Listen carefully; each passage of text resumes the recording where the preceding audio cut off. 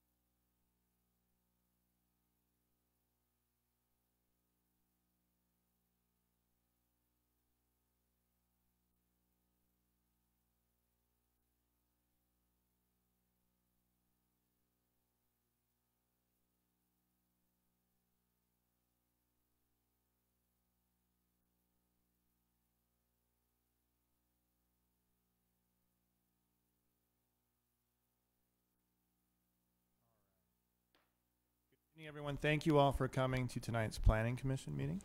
I'll ask Commissioner Wingate to lead us all on the Pledge of Allegiance. Please stand.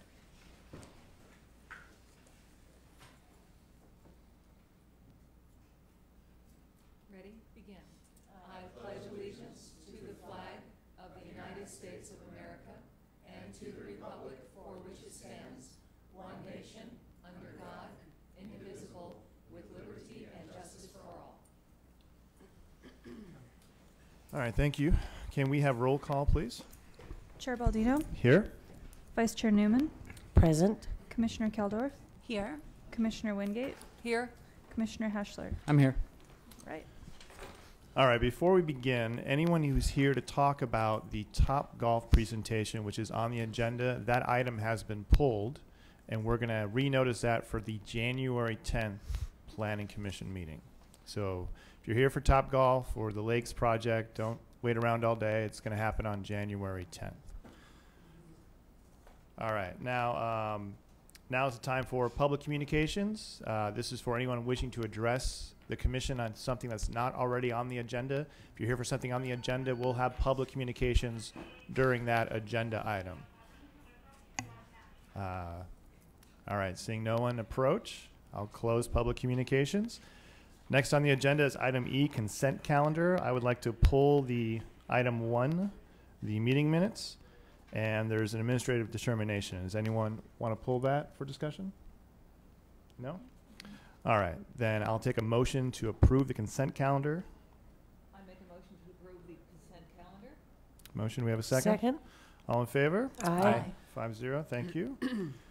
Okay, the item I pulled were the meeting minutes, and I have corrections to make on those on page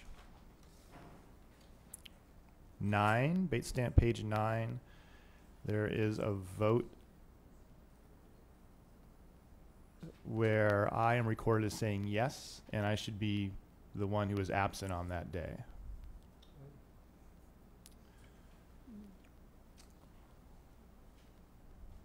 We get that? I'm like,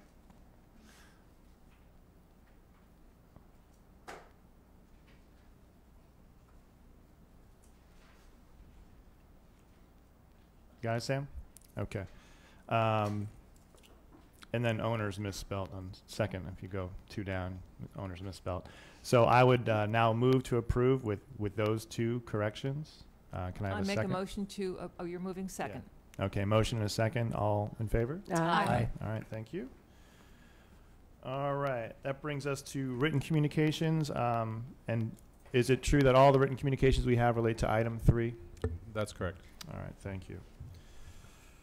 Okay, we have had a request to move item number 4 regarding the zone text amendment, and item 5 regarding text amendment regarding massage parlors up to 1 and 2. They'll be short. We think the short-term rental will be quite long, so I'll make a motion to change the agenda to move item 4 to 1 and item 5 to 2. Second. All in favor? Aye. All right, then. So that'll bring us right to agenda item 4, a zone text amendment, medium density residential overlay within the Smoky Hollow specific plan area. And the applicant here is the city of El Segundo. Do we have a staff report? Yes, I'll be giving the report. Thank you. This is related to the medium density overlay, which is an area that is primarily between Kansas and Illinois and south of Holly, north of Grand, and also a little bit on Grand on each side of Nevada on the north side of the street, just little corners there.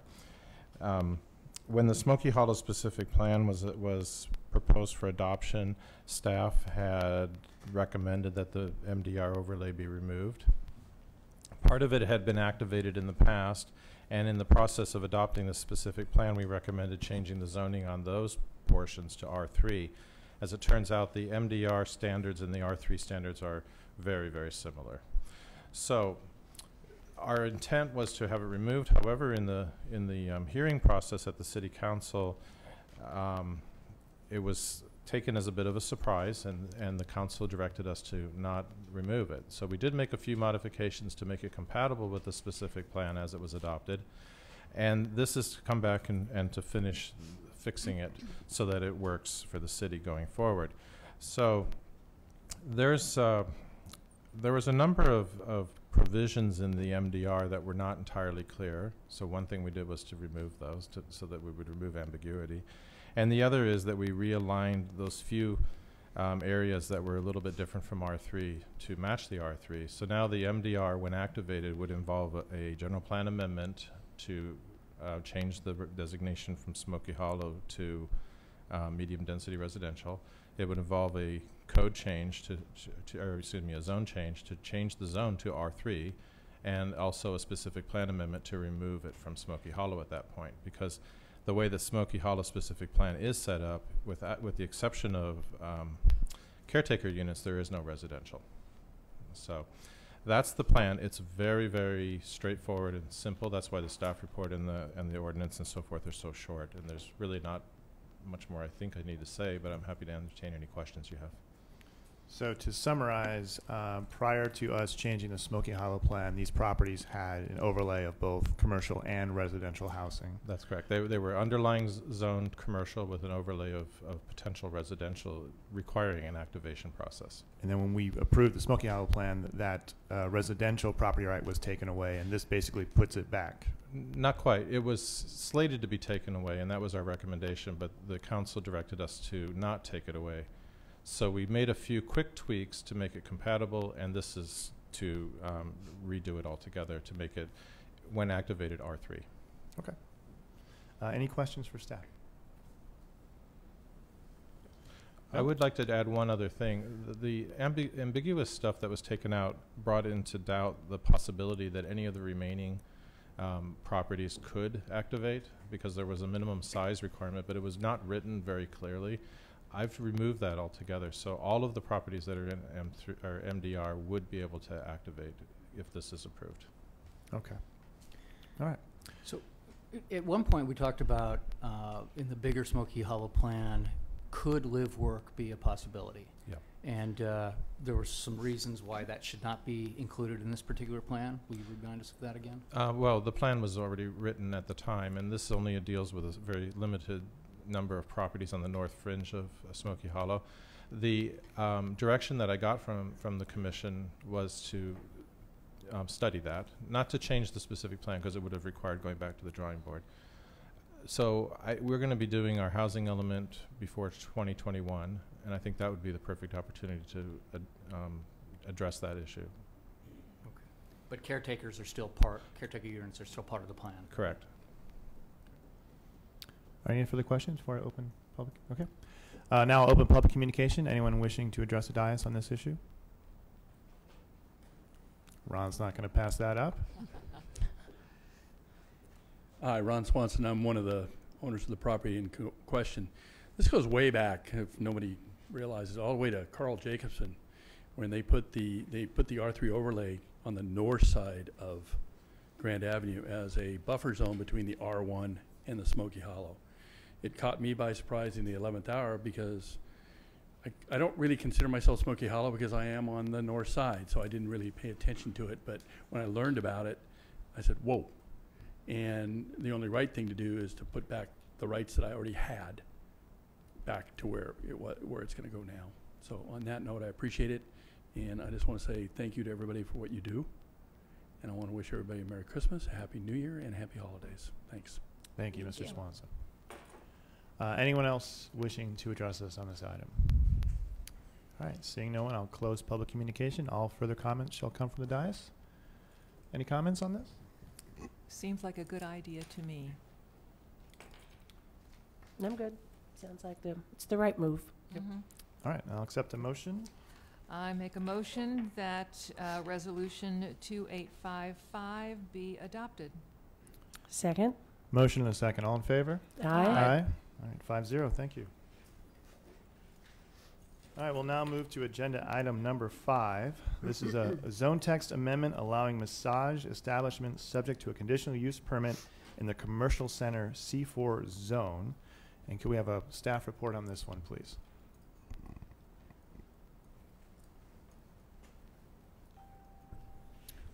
Yes, Mr. Chair. The item before you is a request for a zoning text amendment to allow massage establishments in the C4 commercial zone with a conditional use permit. The applicant in this case is Federal Realty Investment Trust, which owns Plaza El Segundo and the Point Shopping Centers. Both of those centers are in the C4 zone.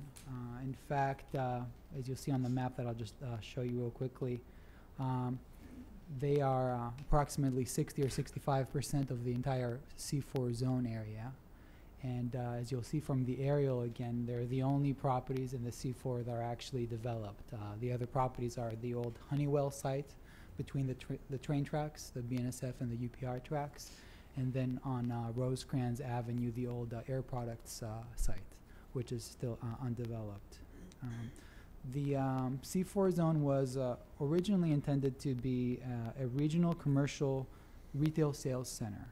And over time, that kind of transitioned. And in 2017, the Planning Commission and the City Council approved a significant expansion in the range of uses permitted in the C4 zone. So today, the C4 zone is sort of a commercial mixed-use zone. It permits retail sales, restaurants, personal services, offices, fitness centers, assembly uses, a big mix of uses. And this mix of uses is intended to allow all those businesses to kind of serve and support each other. So people that work in the offices can patronize other businesses there and vice versa. And then to also allow visitors to visit the site and conveniently visit more than one location or business in one trip. Staff and the applicant in this case believe that massage establishments would actually complement that existing mix of use as well. Massage establishments are similar to personal uses, and they're also compatible with a lot of the other permitted uses in that zone. On the map on the screen, you can see the zoning around the property. This is a M2 zone to the north, M1 zone industrial uses to the north. I'm sorry, Chevron is to the west. I apologize. To the south is Manhattan Beach, a commercial center, and some office uses. And then to the east is the Continental Park. It's a office industrial park that also has some other additional uses as well. It has its own mix of uses, the ArcLight theaters and some restaurants and so forth. Speaking of the MUS zone, I just wanted to go over some of the existing city regulations. Massage establishments are permitted by a CUP only in the MUS zone today, the zone directly east of the C4 zone. There are additional requirements in the municipal code in the Title IV, the city's business regulations, specifically for massage establishments, including requiring a background check for owners of these establishments, certification of all the technicians that work at one of these establishments. There's regulations that are specific to the facilities and the operations. And then there's also a requirement that all certificates are displayed for the public and visitors to see. The more detailed requirements were attached to your packet, the whole chapter on massage establishments. Speaking of those certifications and their public display, the state regulations, state law created what's called the California Massage Therapy Council a few years ago. And its purpose is to ensure that people that practice massage technicians are adequately trained, and then the council certifies them. And then the purpose of that certification is to allow the public to be able to identify sort of reputable and qualified establishments, because that tended to be an issue in the past. In addition, the state laws allow cities to have some reasonable regulations, which our city does. There's regulations in Title IV that I mentioned, and then also the CUP requirement. And that CUP requirement allows the city to control uses and impose conditions to ensure that they are compatible with surrounding uses and they don't have any negative impacts. So that means that there's adequate controls on massage establishments in the city. And that brings me to my conclusion. Massage establishments are similar to permitted uses, as I mentioned, in the C4 zone. They complement the existing mix of uses in that zone. The existing shopping center there has high-end uses and good management. It's in their interest to maintain that, high-quality uses. And the proposed use would be adequately controlled through, as I said, the CUP requirement and our existing regulations. And with that, we recommend that you adopt the resolution before you that recommends City Council approval of the zone text amendment. And that concludes my report. Can I ask, was this brought about because there was a potential tenant that wanted to go in there and we had to make the change? Yeah, Okay. the property owners at the Plaza El Segundo and the Point, they told staff that they were interested in adding that to the permitted uses. They can tell us a little bit more about what potential tenants they may have. Okay. Any questions for staff? Is the parcel, the retail parcel on PCH just south of El Segundo Boulevard where Valentino's is and Just Massage, is that MUS? Oh, so north of the C4 zone. That one is actually in the C2 zone. Okay. Or I'm sorry, C3 zone, I apologize. That is just an existing use that has been there a long time, and before these regulations were in place. And are these regulations that are proposed for this perhaps new establishment, are those in effect on other massage establishments in the city? Are they the same regulations? Yeah, all massage establishments must meet those rules and regulations, yes. Thank you. Mm-hmm.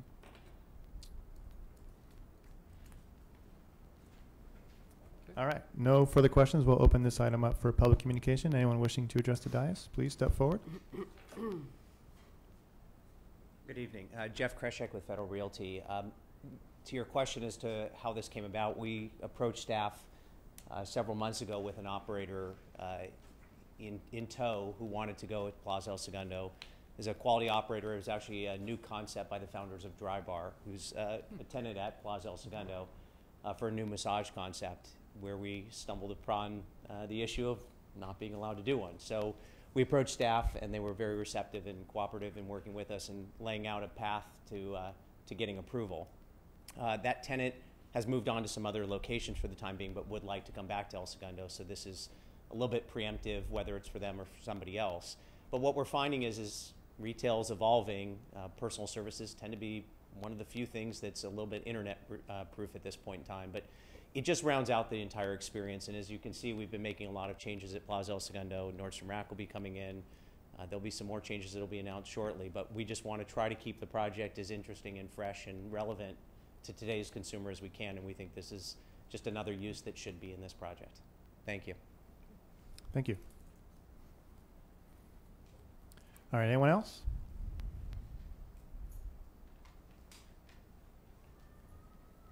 My name is Leila Shu. I live in El Segundo. I just want to ask how many massage places do we need in El Segundo? There's already 2 in town and some more outside.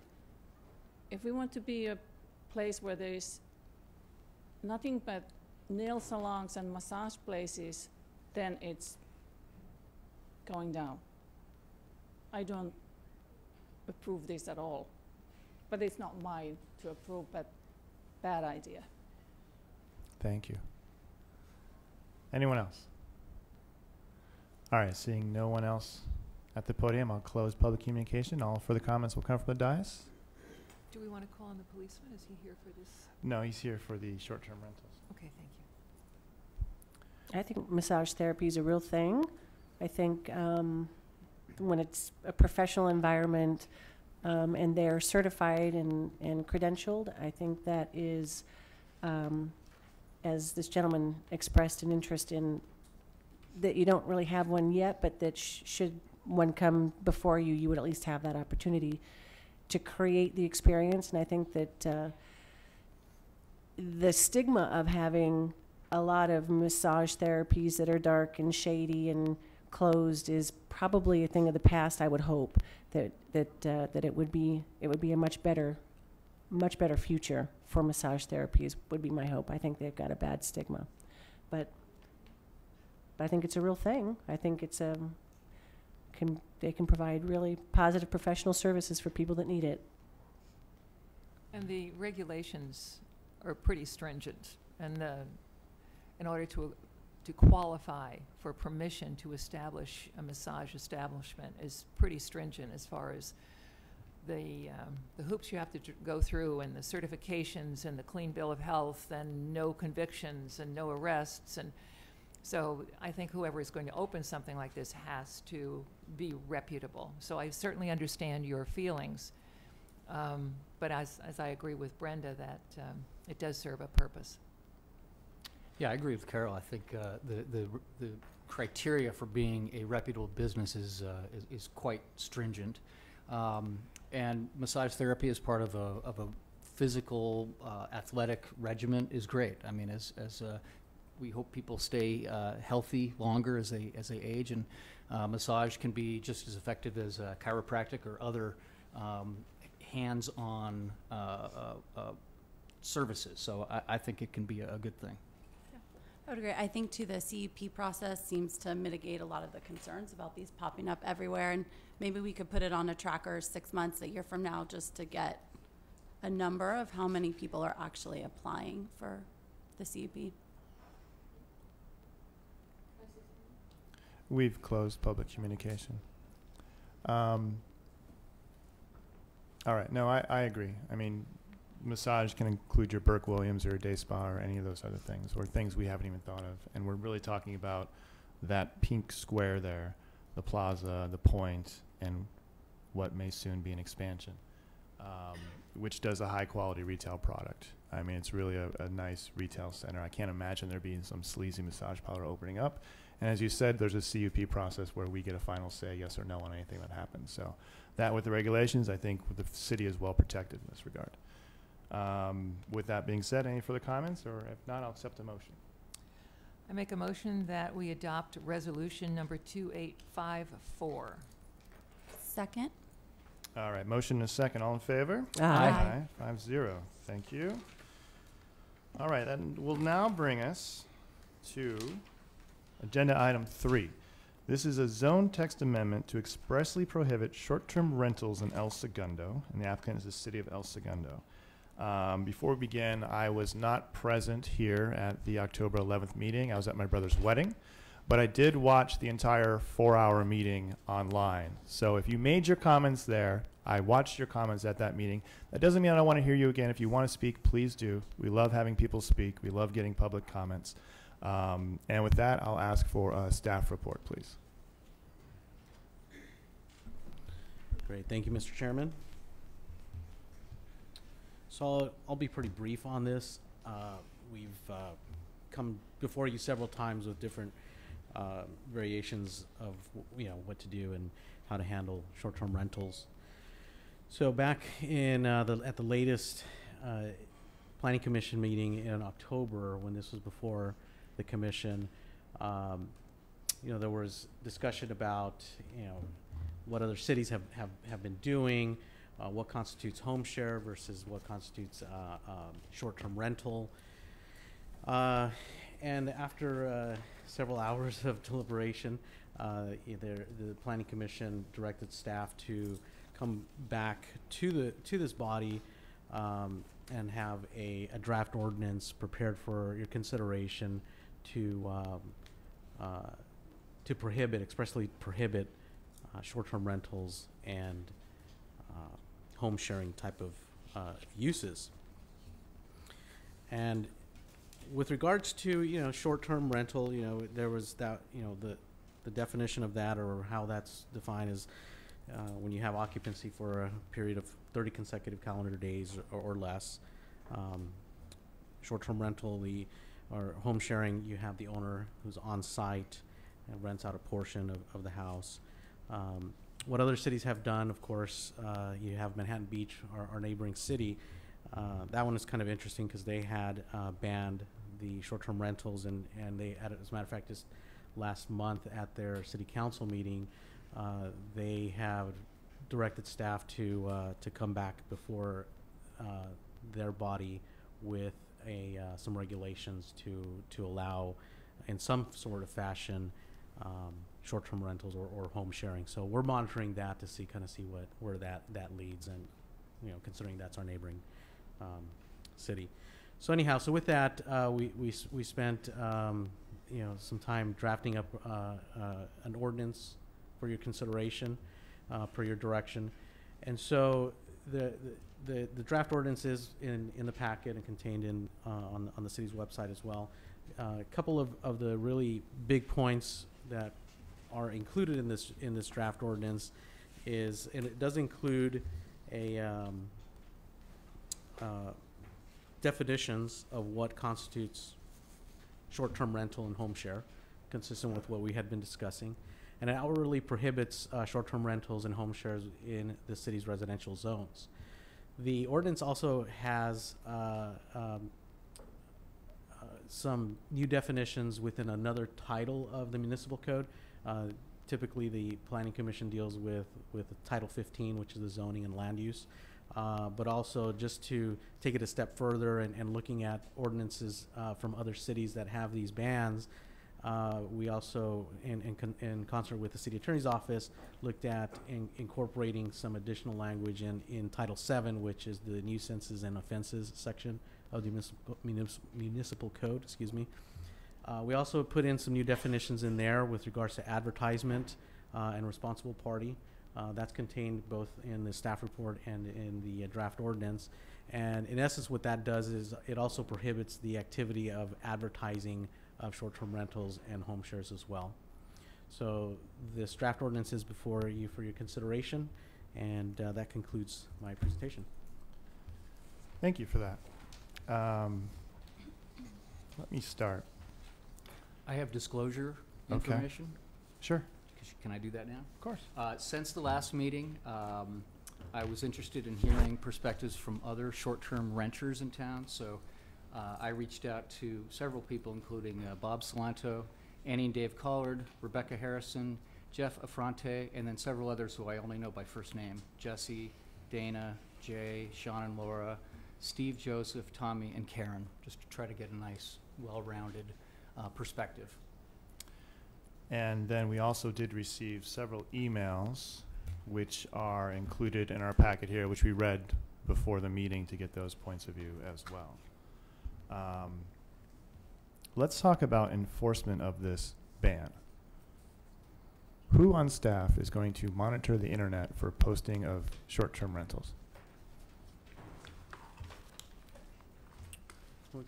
I want to piggyback on that question, Eduardo. You talk about a company called Host Compliance, and the cost associated with it. And I just happened to have gone online just to sort of get the numbers, and it is, in my opinion, it doesn't feel to be that terribly expensive. They have differing levels of monitoring programs. The least expensive for a year is $380, and the most expensive is $3,850, which, you know, for a city to be monitoring. So to piggyback on that question, you would get a company to help do it, to monitor should there be advertising activity, and that's really what we're talking about. And then what, as Ryan asked? Right. So first and foremost, I think, yeah, the responsibility would come down to planning and code enforcement. We could take it that next level or that next step in terms of hiring a company such as Host Compliance. There's a couple other similar companies out there that provide similar services. And as you pointed out, Vice Chair Newman, they do have kind of a a little menu, sushi menu, if you will, of the type of services that they do offer. Yeah, and it could be very. It really depends on how proactive we are going ultimately to be, and that's obviously a policy decision by the council. But yes, there would be a cost associated with that, both I guess for code enforcement and additional costs that the department would have to bear for hiring a company such as that.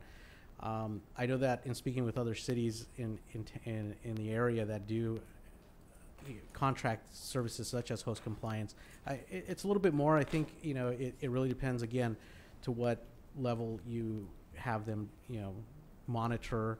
But from what I've heard, some of the basic type of services, I think Manhattan Beach had theirs upwards of like $30,000 or $40,000. Again, they have their company kind of monitoring and then also sending out letters on their behalf and then doing up some follow up. So again, it really depends on what we pick and choose in terms of that sushi menu. All right. So who on staff would be monitoring this, or those plans haven't been laid out? Is that accurate to say? That's correct. Because you're talking about budgetary items that would have to go through city council, staffing items that would have to go through the city manager's office. Correct. All right. And what about penalties for those who do not follow the ban? That would be city council, right? Yes, so that would be an ordinance by the city council, correct? Or a resolution, right. I mean, currently our fee isn't much, so if it got to that point, I think the city council could probably look at increasing that. You're talking about the fee if someone has for violations of violating the prohibition. The violation of a municipal code. I have it right here. Hold on. Mm-hmm. Are you talking about an infraction or a misdemeanor? An infraction. Infraction started at $100 fine. So any violation could be a $100 fine as a starting point, and then it increases $100, $200, $500, unless the council sets specific fines for violation of this particular ordinance. Right. So administrative violation is 100, 200, 500 for violations within a year. But then the city passed are we calling it the party house ordinance? Is that really what we're loud calling and it? unruly gathering? Loud and unruly gathering? Let's call it the party house ordinance. AKA, it's the nickname is party house ordinance. There you go. Loud and unruly is the technical that name. was passed this year in July? This year. And reading through that resolution, if there is a first violation of having a party, they come and post a notice at the property, a 30-day notice, which if that is tampered with or removed is a $500 fine. A second violation is a $2,500 fine on the property owner, correct? For another loud and unruly party. The third violation is $5,000, and the second is $5,000, and the third violation is $7,500, correct? And then we also have the social host ordinance, which is for underage drinking, but that's separate and apart. So this is the ordinance that we have had in place at our city for regulating parties that are disturbing the peace, correct? Okay. In addition to other parts of the municipal code, noise ordinance, the penal code, disturbing the peace. So there's multiple ways that we can enforce loud parties at homes before the loud and unruly gathering. Correct. But the idea was to not go, allow the city to issue citations and warnings through more of an administrative process and have higher fines than allowed by the penal code as an infraction. Right. If you're talking about enforcement of a penal code, you've got to build a case. You've got to get evidence. It's a lot of work. Right. I mean, you can enforce it as an infraction, and you'd issue a fine for $100, $200, $500. Maybe, you know, that might deter conduct. Maybe it wouldn't. Or you could, you know, if it rose to the level of misdemeanor, you'd actually have to file a criminal complaint and go to criminal court, which, you know, is a you know, higher standard of review and, you know, takes a lot of resources. So it's just another tool in the city's tool belt to enforce loud and unruly gatherings. All right. And I did ask for a representative of the police to be here. Can I get a report on this party house ordinance, if you have that information, and how it's been used, how it's been enforced, what's been going on with it since it's been enacted in our city? Just go ahead and introduce yourself too, please. Certainly. Dan Kim, Lieutenant, El Segundo Police Department. As far as I call it the LUGO, the Loud and Unruly Gathering Ordinance. I can call it the party ordinance or what have you. As you're probably aware, it primarily was initiated, I believe, because of a rental location on Virginia. Right. That I think was kind of what started this. Since the time it's been enacted, we've only utilized it once to fine a property owner, and that was actually at 416 Virginia. So since its inception, it's been used once. Now, we've responded to other party calls, including Virginia. It never rose to the level of where we felt an administrative fine had to be issued. So short answer is it's been used once. So there was a complaint about Virginia, and the police responded. And did you post the notice? Yes. Okay. And when you say once, was that the first time, or were they fined the $2,500 on top of that? No, there's only been one fine. So Okay. that was when we posted the notice. We deemed that location the scene of a loud unruly gathering. Yeah. Posted the notice and forwarded we took a report and forwarded that to code enforcement for the fine. And code enforcement issued a fine. Okay. Up to $2,500. Oh, so there was a $2,500 fine there. So I believe so, yeah. Yes, that's my understanding too. That's when I say it's been used once, that was the one time. Okay. And then since that fine was imposed, have there been more complaints about that residents at Virginia having loud and unruly parties? There have been numerous complaints about that location. Our protocol now is whenever there's a call at that particular address, a supervisor will respond if available, and then we will determine if in fact it qualifies as a loud and unruly gathering. Majority of the time we've gotten there and it was a couple people like talking in the backyard. Maybe there was not a loud party per se, and so in our opinion it did not qualify to meet that ordinance. So where is that line drawn, or is it just a discretionary? Is that why you're having a supervisor go out there, because he's going to make this determination? That's part of it. I mean, because this is a very sensitive location, I'll say, is that we wanted to ensure supervisors respond to ensure, you know, what is going on, just assess the situation. So if you arrive on the scene and there's a determination it doesn't raise to the level of a fine, what is done to quiet that house? What's primarily been happening is we would advise whoever is creating the disturbance, you need to, like we would do pretty much at any location, whether it's a rental or not. If it's a private residence, then the homeowner is in the backyard. If it's just someone talking late at night, we would advise them, hey, received a complaint, can you please take it inside, close the windows, what have you. And every time they've complied, they've said, okay, we'll go in. And have you ever had a situation where after you've given that warning you had to go back? That has occurred. I can't think of a specific incident, but that does happen from time to time. Okay. At various locations. All right. Can you just give me your own opinion about how this party house or unruly ordinance has affected the police work you're doing as far as keeping parties at a minimum? Well, I'm not sure what happened with the initial fine at this location. It's something that we want to use common sense with this. We don't want to fine every person that has a party $2,500. I don't think that was the intent of the ordinance. However, it can be a useful tool when we do respond to a location and it is clearly a major disturbance of the neighborhood, I would say it is a nice tool to have. Does the police department do anything to keep a log of complaints on residences? Because I get, someone can have a wild party once in a lifetime, but what about habitual offenders?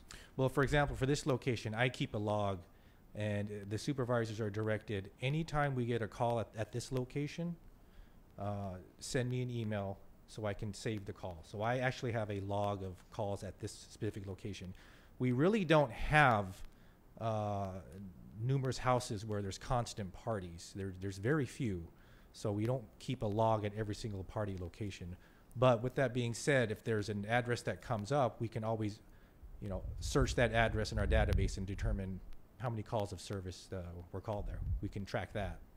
So if we had a permitting system and someone applied for a permit, we could ask the police department, have there been calls for unruly parties, and you'd be able to access that information? Yes. Okay. Any further questions?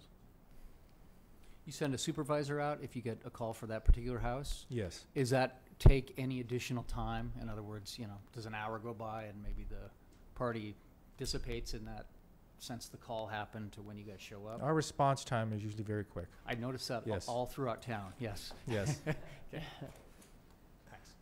How many times would you say you've actually been out to that house? I can And- check my log real on your quick if you log. want me to. I mean, it could vary. I mean, have you been there 100 times? I don't think 100, there's More than 50? possibly more than 50, but there's several issues at that location. One that has nothing to do with the party. other. It's a alleged tenant living in the garage. Yeah. So we've gotten numerous calls for that, which this ordinance does not apply. So I understand. yeah. Have you been called for other houses? I think Ryan asked you this question, but any of the other houses that we know to be short-term rentals in this community, have you been called? Yes, there's three that I'm aware of, Uh-huh. the Virginia and the two on California, I believe. The one in California, yes, we've gotten calls out there from Several? neighbors. Several, but I have talked to at least one resident that lives near that location, told me some stories, and they never did call the police. So we know there's more going on than just what we're called on. But nothing so far that you've actually had to post a notice or there has been a fine for the other one other No. than just okay. The Virginia location. So when you've been called to go out to the other locations on California, they've not been, you've just knocked on the door and said, hey guys, can we just sort of keep it down? And that pretty much makes it abate. Generally. Okay. Okay. Any other questions? All right. Thank you, Lieutenant Kim, for coming. You're welcome. Appreciate it. Any other questions for staff on this before I open up public communication? I was going to ask, do you all know what happened with the citation that was issued? Was it paid? Has it been ignored? I guess what's the process if a citation's issued and there's no response? I'd like to answer that question sort of generally rather than a specific. I would just say that if a citation wasn't paid, the city would exhaust all of its resources, and eventually we could put it out to collections, have a collections agency, track them down, and we can also contact the state and have them garnish wages or take money from tax returns. So there's multiple options that the city has. I don't want to get into too many specifics about specific cases that we have, but if it wasn't paid, then we would follow up on that. We wouldn't just let it go. Thank you. If there was a misdemeanor, how long would it take to take someone to court? It depends on how much of a case we have to build up, but we could probably get to court in a matter of weeks if we had to. But most of the misdemeanors in the city are handled by the district attorney's office, not our office. Our office handles violations of the city's code. But if there's penal code involved as well, then oftentimes the DA's office would handle that. But our office would at least take at least a couple of weeks to go to court.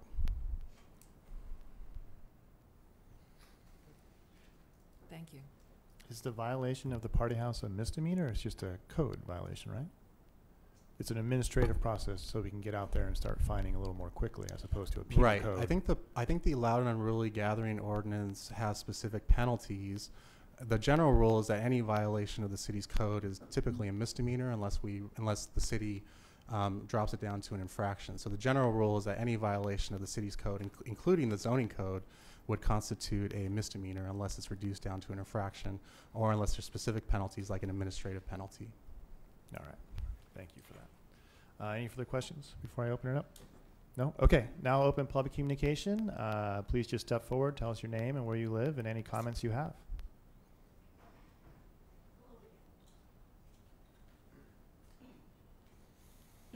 Pardon me, I have a cold. Mona Eisman, 415 Concord, behind the Notorious House. First, I'd like to make a comment about what Sergeant Kim said. They may not have viewed it as an infraction. We have been living this with now 3 years. And after the police leave and do not do anything, they then threaten us. So we are no longer safe. So it doesn't stop. But we have been complaining to the police department for upwards of 3 years. More recently, it was found logs were not being taken. So they don't know how many times there's really been a problem. But we're living with the disruption. Every one house disrupts up to 20 to 30 neighbors. One person's goal for profit, it disrupts 20 to 30 neighbors. The comings and goings all night long, the Ubers coming and going, the activity. And one of the things I want to say is we've been focusing on the one house that is disrupting my life. But the other houses, these residents came to this planning commission and talked about not wanting to call and disturb and take police resources away from what they felt was more important things. But they've been living with the disruption. One of the homes said it's rented all the time. They come, they go. And when they approach the person who running it and is a resident, they don't care because it is a profit center. So it is more than a problem house. It is more than a party house. It's the disruption of not knowing your neighbors. It's the disruption of having the comings and goings of all times of day and night. It is a long list of problems of people coming into our very small, intimate, wonderful community who are not residents, who have no commitment to be here, and disrupting the people around for the profits of one. And short-term rental. And I want to commend the city for going, and the Planning Commission, for going to a full ban. Because the job of enforcing a partial allowance or regulation is a very difficult task. That's why cities are doing full bans across the country. Because to actually regulate, is it really owner-occupied? Is it a home share? How many days did they do it? A full ban is simpler. And with the advertising, that is proof positive because it means they cannot use the large sites, the large digital sites, to promote. It doesn't mean you're going to find every Craigslist listing. You're not. But you're going to find the big ones. And we're going to keep our communities for our communities. We're also going to open up in these homes that are not owner-occupied or extra housing, long-term rental. People need places to live, not to come and just visit, party, throw their trash away, and keep us up all night and then leave. So it's been more than 50 times. It's been 3 years. And any good owner that says, I'm only going to hire to the right people, they can't know that. They're inviting people into our community who they don't know, they cannot fully check, and the behavior of short-term renters is bad across the country. The records are bad. It's not safe, it's not secure. At a minimum, it's a 24-hour disruption for the neighbors. It's a traffic problem, it's a garbage problem, it's a noise problem. So I would like to keep our community, our residential R1, R2 community, our community. And don't think it about one house. Even if you have someone short-term renting, I want to know who lives next to me. And let's be for long-term rental.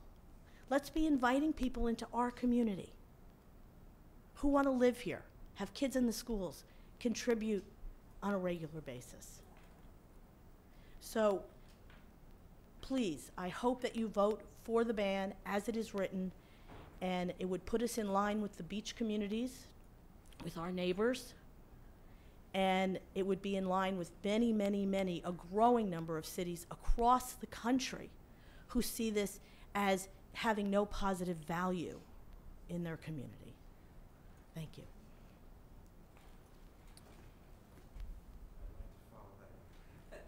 Please step forward. Tell us your name. Tell us where you live. Okay. After hearing a lot of unsubstantiated Sir, information, I'd just like to... tell us your name and My tell us- name is Bob Salanto. Thank you, Mr. Okay. Salanto. And I do live in the area. I've been a resident for 15 years now of the area. We recently moved into a small home in El Segundo. We were in a condo. Basically, I'm an engineer lead at an aerospace company here. I've been there for 20 years now. Okay. I have 2 children, one high school junior, one in 2nd grade. We are entrenched in El Segundo. This is where we are. This is where I'll stay probably till I retire, and we'll figure out what to do from there. I have a wife who's a secondary school teacher. I'm hearing that we want to ban, we want to monitor, and I don't understand why we're not taking advantage of this business opportunity, this industry here. So I moved into this house a year and a half ago, invested my own personal money to refurb our back house to a short-term rental. We began renting on 3/18. Okay, we offered it as a safe and quiet accommodation near LAX, and that's what it is. That's what El Segundo is, safe and quiet, and that's how we want to keep it. Okay. Since that time, we've had an average of 8 to 10 guests per month, and have a 4.8 out of 5 rating on the 2 major rental sites. Since that, not a single noise or neighbor complaint or nuisance issue at our place. We're able to control it just with a little common sense. Okay. People are here at my short-term rental for non-party reasons. They have business, they have reason to be in El Segundo. A cross-section of my people who have been here, and I just try to think for 10 minutes who was here, and there's been 100, close to 100. We've had NHL hockey players participating at Toyota Center games. We had families visiting from the U.S. and abroad, visiting other families in the area. Grandparents coming to see and assist in the birth of their grandchildren. Students with parents visiting colleges, LMU, etc., taking exams. Business folks with area meetings. Medical industry people here for seminars and training. Okay, we've had, people needing to just stay near LAX with their family. Local residents upgrading their home that need a place to stay while they're having their house refurbished or worked on here. Summer camp leaders who were from out of town for technical summer camps. They came by and stayed until they got on their plane out of town here. Children, families of children going to beach tournaments. We have a lot of beach tournaments out here. So basically, it is a reputable group of people who are coming here. It's not the party house, definitely not. How do I keep it under control? I have house rules, and they have to be strictly abided. Okay, I live on the property. That certainly helps. We have a minimum age to rent. It's 21, but we make sure they're 21 or over because there's some age where some responsibility needs to kick in. My rules explicitly say on the site, no parties, no drugs, no smoking, and to be respectful to the neighborhood because it is a quiet neighborhood. Short-term rentals are a benefit to the community. They provide a connection to our thriving businesses, a connection to families, families coming back and visiting, students who want to be in a safe area with their families to go visit things and to do things.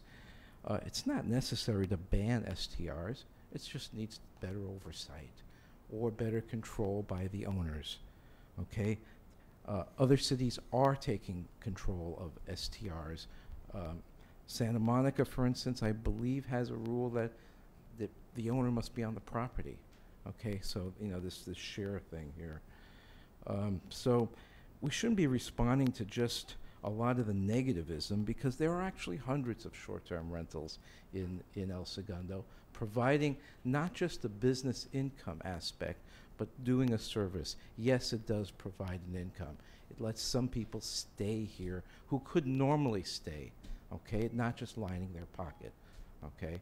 I can tell you the aerospace industry is not that well paid, okay, for the prices in El Segundo. So, in any case, I think we could work through a great business opportunity here for our community, and a great way for people who belong here to make a connection with a little bit of common sense and oversight. Thank you. Thank you, sir. Good evening. My name is Michael Sean. My wife Laura Levy, we live at 814 Virginia Street, the other end of Virginia Street. I don't have a lot of notes. I'm going to tell you about our experience. We wouldn't be able to stay in El Segundo much longer. Our income abilities are dropping and your costs are going up. Bottom line, you know, so if we leave, we rent it to whoever we want. You have nothing to say about it until they cause you a problem. You don't have more control over my tenants until they cause a problem. But you're trying to impose control over people you haven't met yet. We've had 40 tenants, 5-star, every one of them. And we have now moved to a super host, which means we get the top ranking. Our advertising costs are nothing as long as we stay super host. You don't stay super host by bringing people in with trouble. We only accept 5-star guests. Our price point is something they could probably stay at a Marriott. We offer an art diversion. We're both artists and we're both in the movie industry. So you can join us, it's no extra cost, and you can participate in an art class with me. I don't call it a class, it's an event. I could show you pictures. My wife does yoga. There's no extra cost, we do it every day. So we send a text, would you like to join us for yoga? 2 out of 5 say yes. We've taken people to the Getty because I know that museum like the back of my hand. We've never had a problem. We don't intend on having problems. We are going to take it to another spiritual level. It's our rules are the same as that gentleman's, and then some. We live on the property, and we'll be the first to call the police and assist the police in a heartbeat. Our goal is to spread the word, spread the love, the love, let people come in and stay. Grandparents visiting their kids live in a 1-bedroom, and they're having a baby. Grandpa comes in from Germany. I love this guy. He was an educator. He loved my art. We talked. We had coffee. He brought me German cake. But we really got along well, and he would have not been able to stay in El Segundo. All right, a room is $150 in one of those drive-in crap holes in Santa Monica. He walked every day to see his grandson. He couldn't sleep on their couch. Look at how many people are living in these apartments and these little houses. When they have company come, where are you going to put them? They can come stay at my house. We keep them safe. We keep them secure. We share some love with them, and we get to stay in El Segundo. I'm an actor. We don't make a lot of money either, and staying here is near impossible. So that career would go by the wayside because we're priced out now, So we're here to help, and we live on the property. The idea of not letting somebody rent their property that's not there, I'm cool with that compromise, okay? If they're not there, they're not gonna be aware. So compromise, I love it. Thank you. Thank you, sir.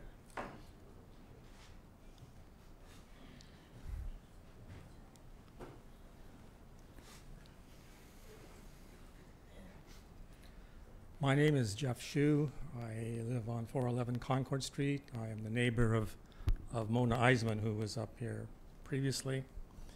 And I endorse 100% what Mona had said. Our life has become somewhat of a living hell for the last 3 years. Now, I'm glad that the visitors of El Segundo to the other houses are enjoying themselves, but we are not. And my personal feeling is that the city owes more to the residents of El Segundo than the guests. Now, I want to talk about a couple of things I've heard tonight. First of all, let me say that the officer was absolutely correct on a couple of occasions.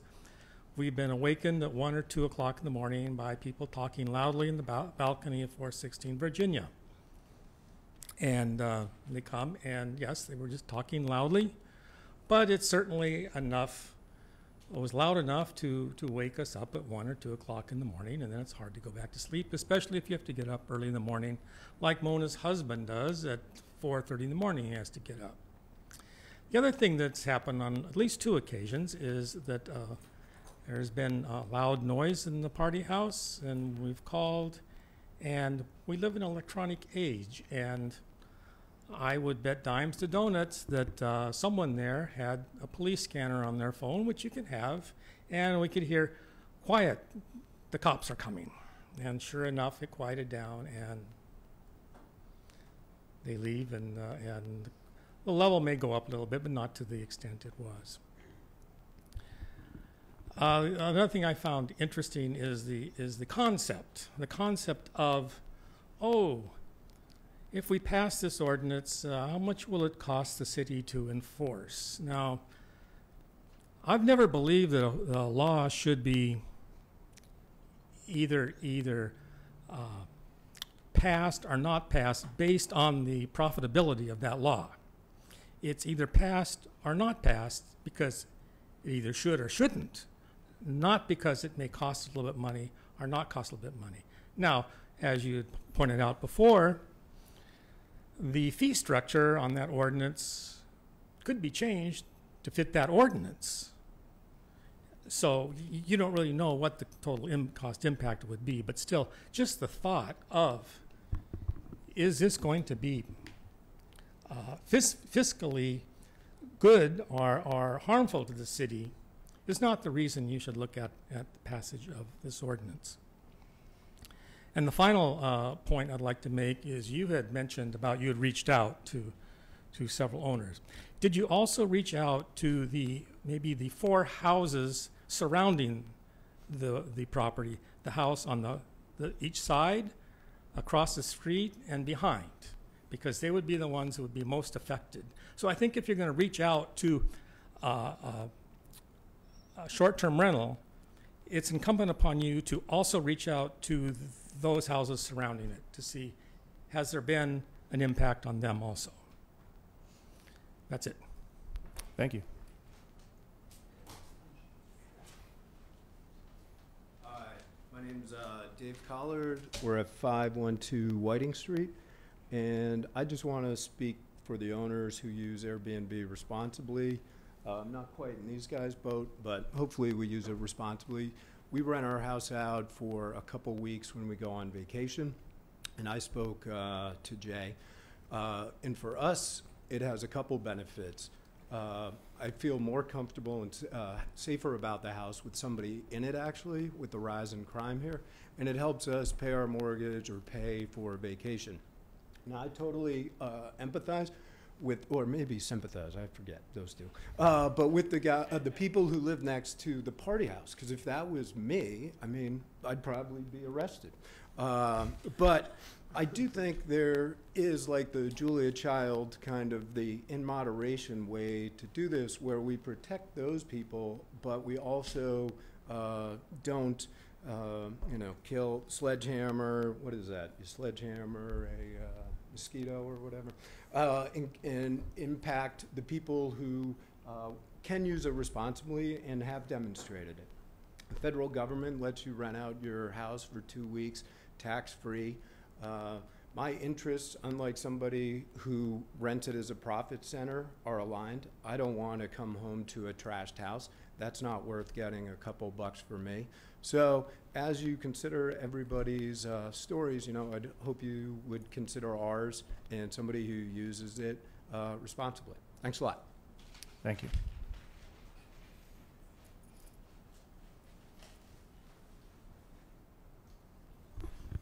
Hello, my name is Steve Wolcott. I live on Pine Avenue. And I would first echo what this gentleman said right here. Everything he said is true. We are on the same level. We are very responsible. We have rules. We limit who we rent to or who we allow to come. We are owner occupied. We have basically done this as a source of extra income, a valuable income that we need. We just sent our son through college thanks to Airbnb. He graduated, he's debt-free.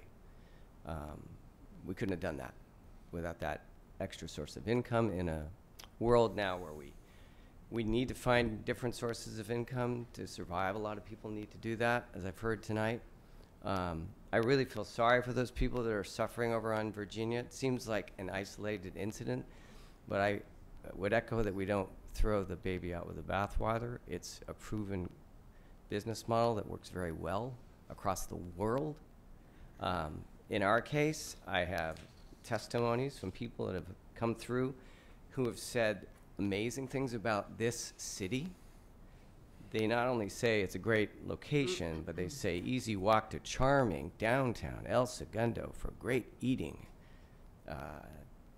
An interesting little museum for anyone interested in the history of LAX and commercial aviation. All these little things come up when they come and visit. They highly recommend the city. It brings in extra income, in my belief. They come and they visit a place they would not know have existed. Perfect place for two, quiet, amazing neighborhood. I keep hearing quiet, amazing neighborhood in some of the reviews. We live in a quiet neighborhood. They wouldn't come here if it weren't for a quiet area to stay in. So that is a plus. We're very responsible. We're doing this, like I said, for our own ways to bring in income so we can send our children to college. We wouldn't do it for making income for other than that. We've been to other cities. We've used Airbnb, and we do the same thing. We'll be in a small city where we would not otherwise have used their facilities, their restaurants, their whatever they need. We bring in income to them. To point one thing out that someone said about, well, just rent the place. Well, we can't just rent the place because of the way we are owner occupied. We don't have the utilities for a rental, stove, washer, dryer, things like that. So it works well for these short-term 2 to 3 day people. And we also recently hosted a family, a family's daughter whose house burned in Malibu. She couldn't live anywhere, and she came to our house. So there's these other benefits and wonderful things that Airbnb can do in a case of an emergency. So I really feel for those people that are suffering. I'd be the same way. I'd be upset. But like I said, I would alter, maybe if you need to rewrite something, but I wouldn't throw out the baby with the bathwater. I would do like what other cities have done if need be, make sure they're owner occupied. We've done it right. We're responsible, and we would appreciate you looking at it that way. Appreciate all your help and what you're doing. Thank you, sir.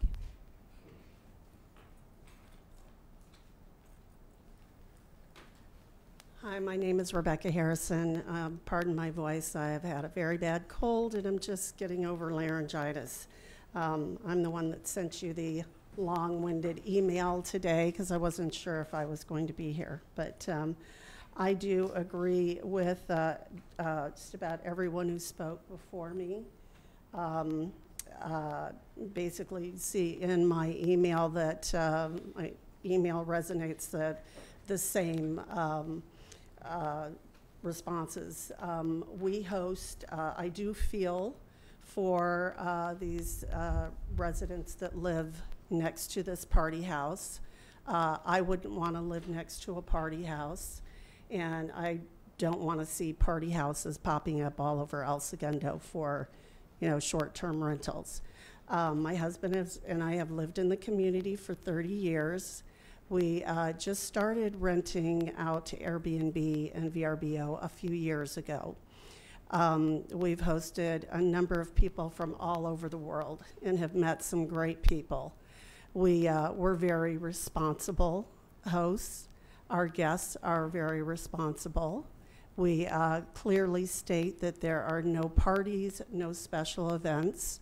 Again, we are on the property, so we are able to monitor what's happening, you know, in the home. We have a lot of our guests are parents that come to see. They're coming to see their parents, their grandparents. I mean, their grandchildren. I have a couple that are going to be staying with us next week for a week that are visiting family.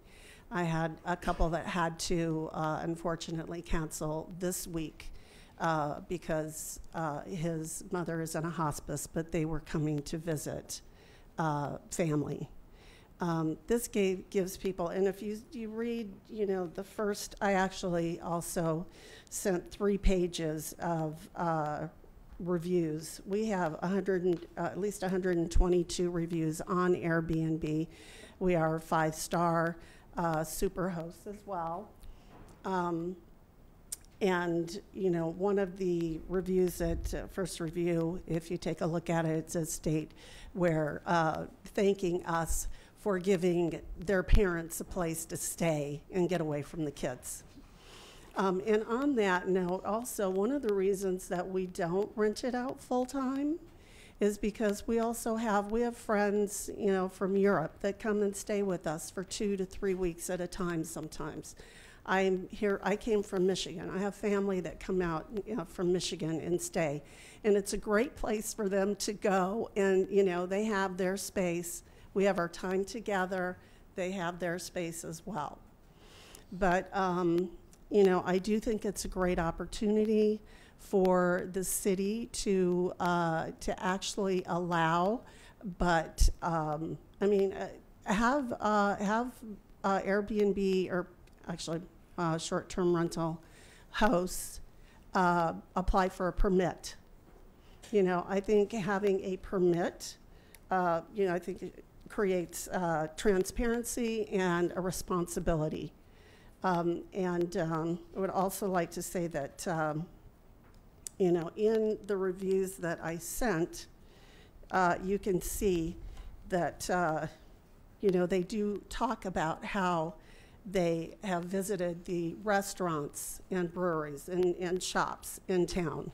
They do bring a lot of revenue into our city. And I think that's important. I think that's important to the city of El Segundo. These are good people. They also speak about, I don't remember who said it, but they also talk about, you know, how it's a nice, quiet town. And this is what these people are looking for. They're not disruptive. They're nice people who are here on business or are here to visit family or a small family, you know, here on a vacation. So I would like to also mention that actually in the LA Times yesterday, and actually don't laugh, yes, this is actually a real newspaper. But I don't know if you did have a chance to see that on Tuesday, LA did approve short-term rentals in Los Angeles. And they approved short-term rentals for residents to host only in their primary residence. And the host must register with the city and pay lodging taxes. You know, I'm not opposed to paying lodging taxes. I think that would also help, that would create a substantial amount of revenue for the city, and would also, you'd be able to, if needed to hire someone to monitor, you know, the party house or party houses. But the Los Angeles is again, they're allowing hosts who are people to host in their residence that live at the residence. And I think that we should be able to come to a nice compromise that would benefit hosts, our guests, and the city. Thank you. Thank you. Thank you. Evening, I'm Laura Levy. and I live at 814 Virginia Street. And I love this town. I love El Segundo. I love it so much. I left for 5 years and I came back. So I really love this town. I love living here. I love my house. And I love Airbnb. We opened it in April. And I can totally understand the party house. But I mean, if that's one bad apple, it has so much to offer. Like I said, we opened it in April, and we had one bad thing right off the bat. And the fact that this lady here said that you can't control it, well, you can control it. We went to Airbnb. We said we only want this, this, this, and this. We're not interested in anybody else. So you can control it. And since we've controlled it, it has been amazing for us. Not only for us, but for our guests. They love this town. They want to come back. We've made wonderful relationships with people. People in town find us and say, my mom's coming into town. We have them come over. They look at the space. They love it. They're so grateful for that. They send us gifts. So it provides a real service and a real human service. People helping people, not relying so much on outside, hotels and government or whatever you want to call it. So, I mean, you can't stop progress. So I think it's wonderful. I love it. And yes, there's always going to be that one, but like this lady here said, if you permit it or have us permit, or I think it's a wonderful thing. And yeah, to totally ban it is reckless. I mean, it just doesn't really make sense for people, because it does provide a service for a lot of people in the community and other places as well. So thanks. Thank you.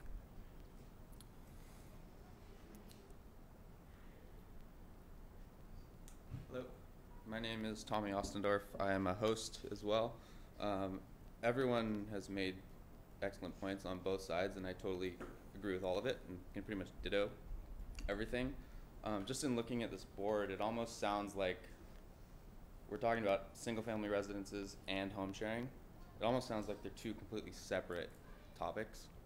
Home sharing implies that the homeowner lives on the property, correct? And single-family residents are just renting out their home short-term, and that's where the problems are coming from. Everyone else seems to be thriving and enjoying it and everything they've said has been spot on. Background on me, I've been doing this for 2 years now. I actually just got an email from Airbnb 2 days ago that we had 270 guests in the past 2 years from 13 countries. We've had 0 complaints from any neighbors, 5-star reviews from everyone who's stayed with us. We live on the property. I have 2 kids. I don't want noise. I don't want disturbed neighbors. I don't want neighbors to be upset at me. So again, the home sharing versus single family residences, I think it should be talked about as 2 completely separate issues.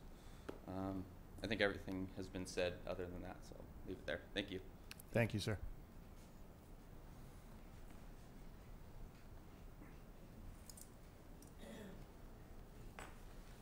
Leila Shu from 411 Concord. Wait, I can't hear you. Can you speak up, please? Leila Shu, 411 Concord Street. There's not only one bad apple here. There's other party houses and who knows what in this town. And we are losing, this year, first time, there was less kids applying. I mean, the school is losing money. The Airbnb people are not bringing their kids here to go to school. Houses are on the market and they are bought just to turn them to short-term rentals. Who is controlling that? Who is checking that? I went to the El Segundo site. There's all kinds of, there's so many places for rent. You can rent a couch, you can rent the whole house, or the second, whatever the grandfather, whatever the grandma unit back there. And how many did I see there? People were so proud that we just built or fixed this house on top of our garage so we can start a short-term rental business. Is that the reason to build that? That's not for have somebody to rent it and live here and bring their kids here and join the community. No, it's business. I'm sure all these people here, they are fantastic, absolutely fabulous guests. I'm not saying anything against this, but it will change the fabric of this community. And it's changing already. And I don't know, maybe we don't need the kids to go to school here anymore. Maybe this can be like, people don't know each other. I've known these people, my neighbors, but now I'm like, I don't know who is parking. There's people coming and going all the time. It's not only this party house here.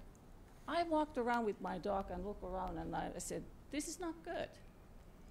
There are so many homes that are rented by hosts who are not living near San Francisco. I love El Segundo, but I moved to San Francisco, but I'm renting my house here. What's that? There could be a nice family move in here and the kids would go to school here and it would be just like, I don't know. This is not progress. And Airbnb is great, but it doesn't work everywhere. These people here who said how fantastic it is, have you checked what's happening in Spain or in Italy? Firenze with Florence. You can't find a place there anymore because it's all Airbnb. Because all the Americans want to get an Airbnb or whoever, tourists. That is happening all over Europe. That's baloney that, oh, this is progress. Great idea, but it's gone kaput. It doesn't work. And it will change this community and any small town forever. That's it. Thank you. Thank you. All right, anyone else? Oh, here we go.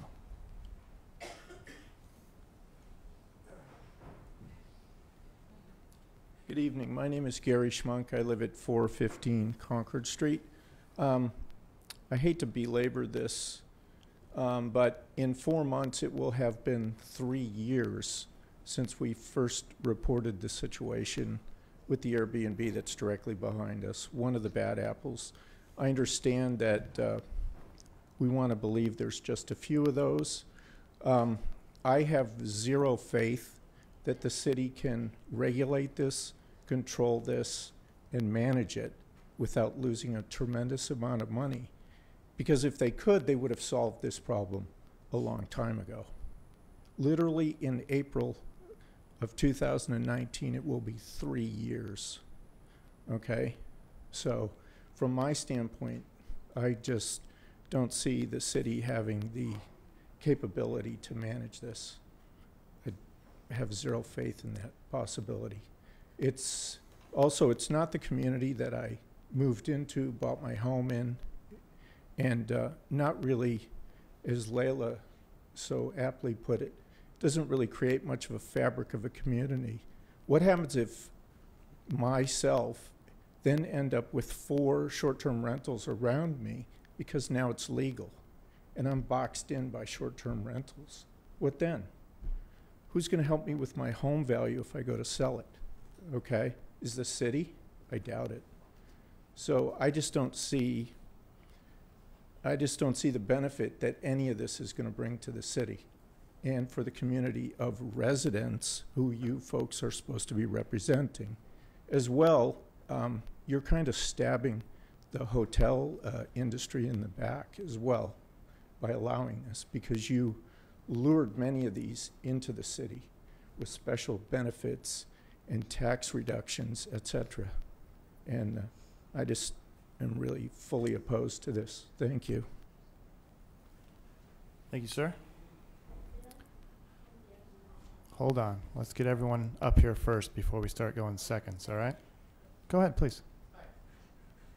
My name is Gino Venni. I live at 1246 East Maple Avenue. And I think there's, in listening to those who home share and those who deal with short-term rentals, there's definitely a difference between the two. I was unaware that there are that many home sharing situations in the city, and I think that's a positive for the city. Let's face it, we get people coming in from out of town, they enjoy the area, they treat the place with respect, they leave, everybody's happy. I would be concerned, it's not the situation that there's only one party house, there are others throughout the city. And my concern is that the city won't be able to really regulate who has owner-occupied residence. If that was a simple thing to do, then that would be a great compromise. Split the two, take home sharing out, leave short-term rentals off the books. My concern is that it's not that easy to do. It's easy to say, yes, we live there, here's all of our bills, or et cetera, et cetera, and then they disappear because they're renting out the whole house. That being said, I'm also concerned about just turning the neighborhood into a business area.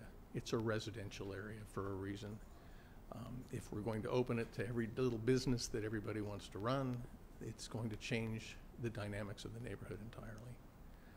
So I understand the people that want a home share, and if there's a way to do that simply and with good, compliance, I would not have a problem conceding that. My concern is that it can't be done easily and it won't be done with good compliance. And so that's kind of where I stand.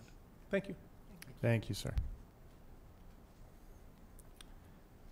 Anyone else wishing to address the dais who is not? Well,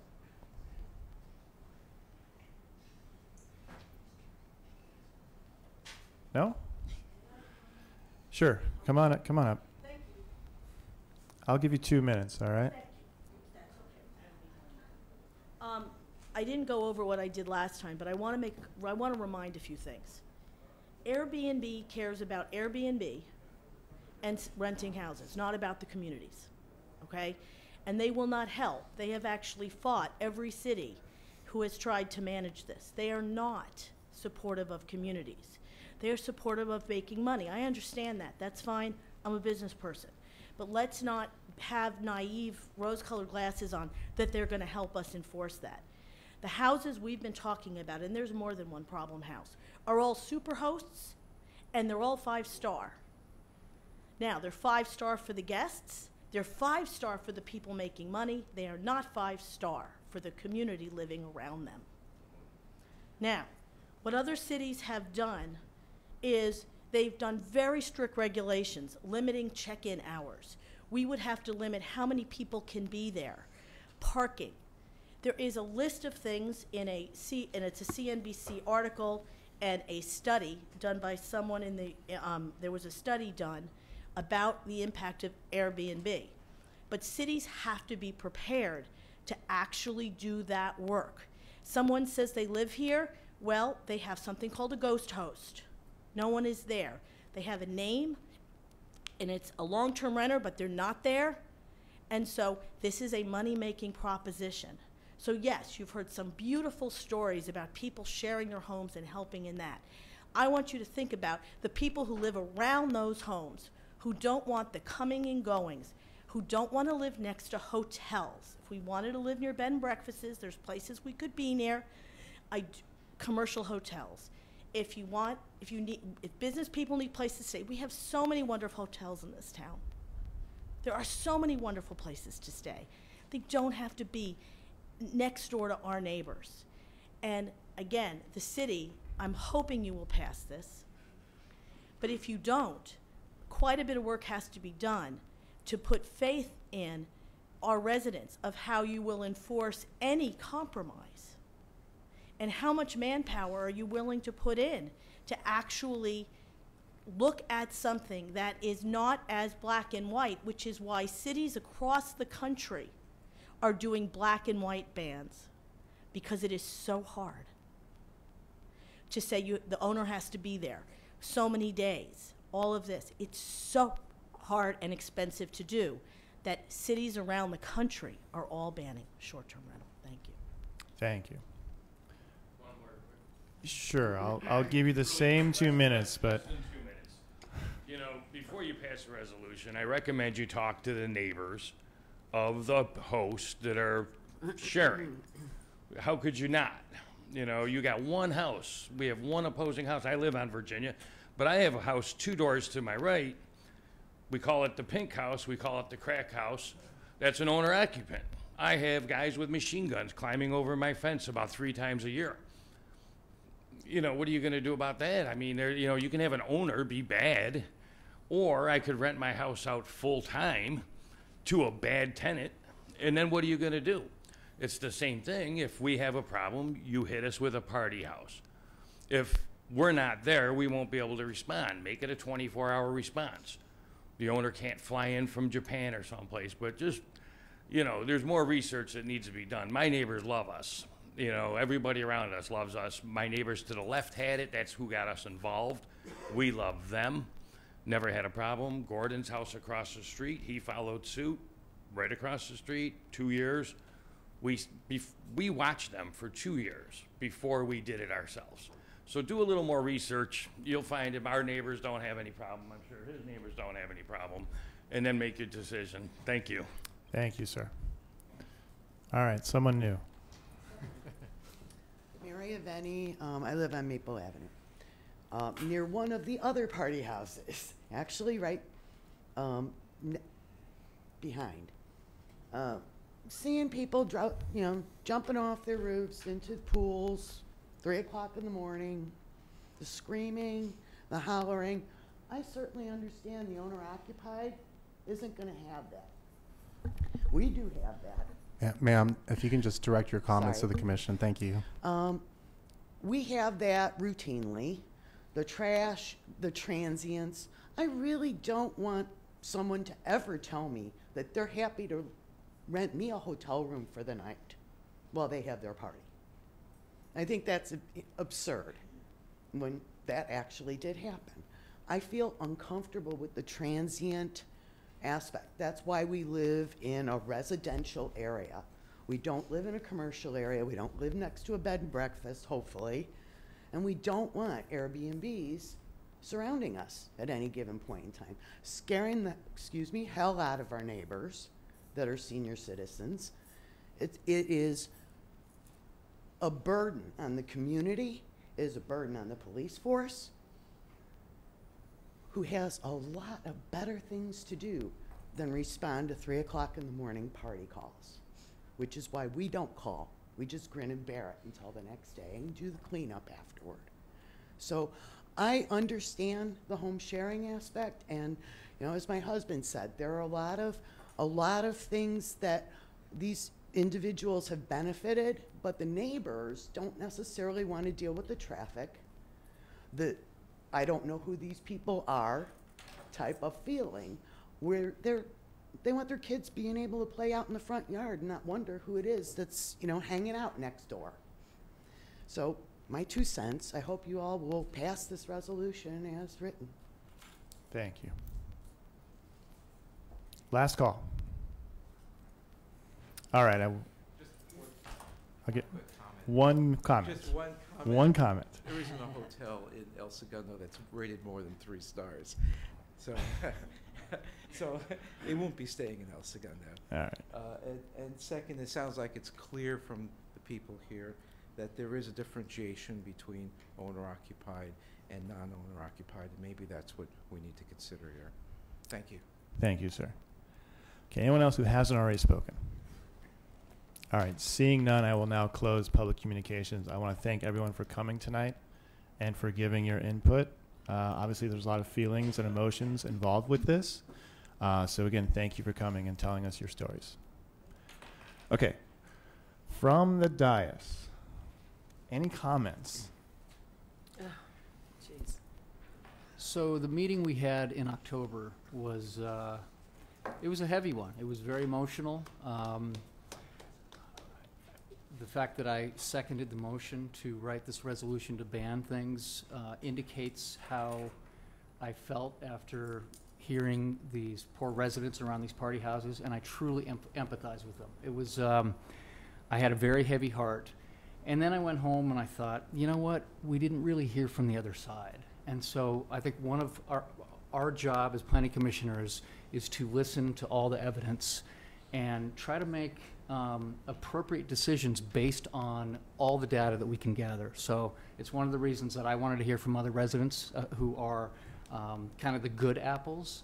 And clearly there's a divide, but I thought it was important to hear both sides.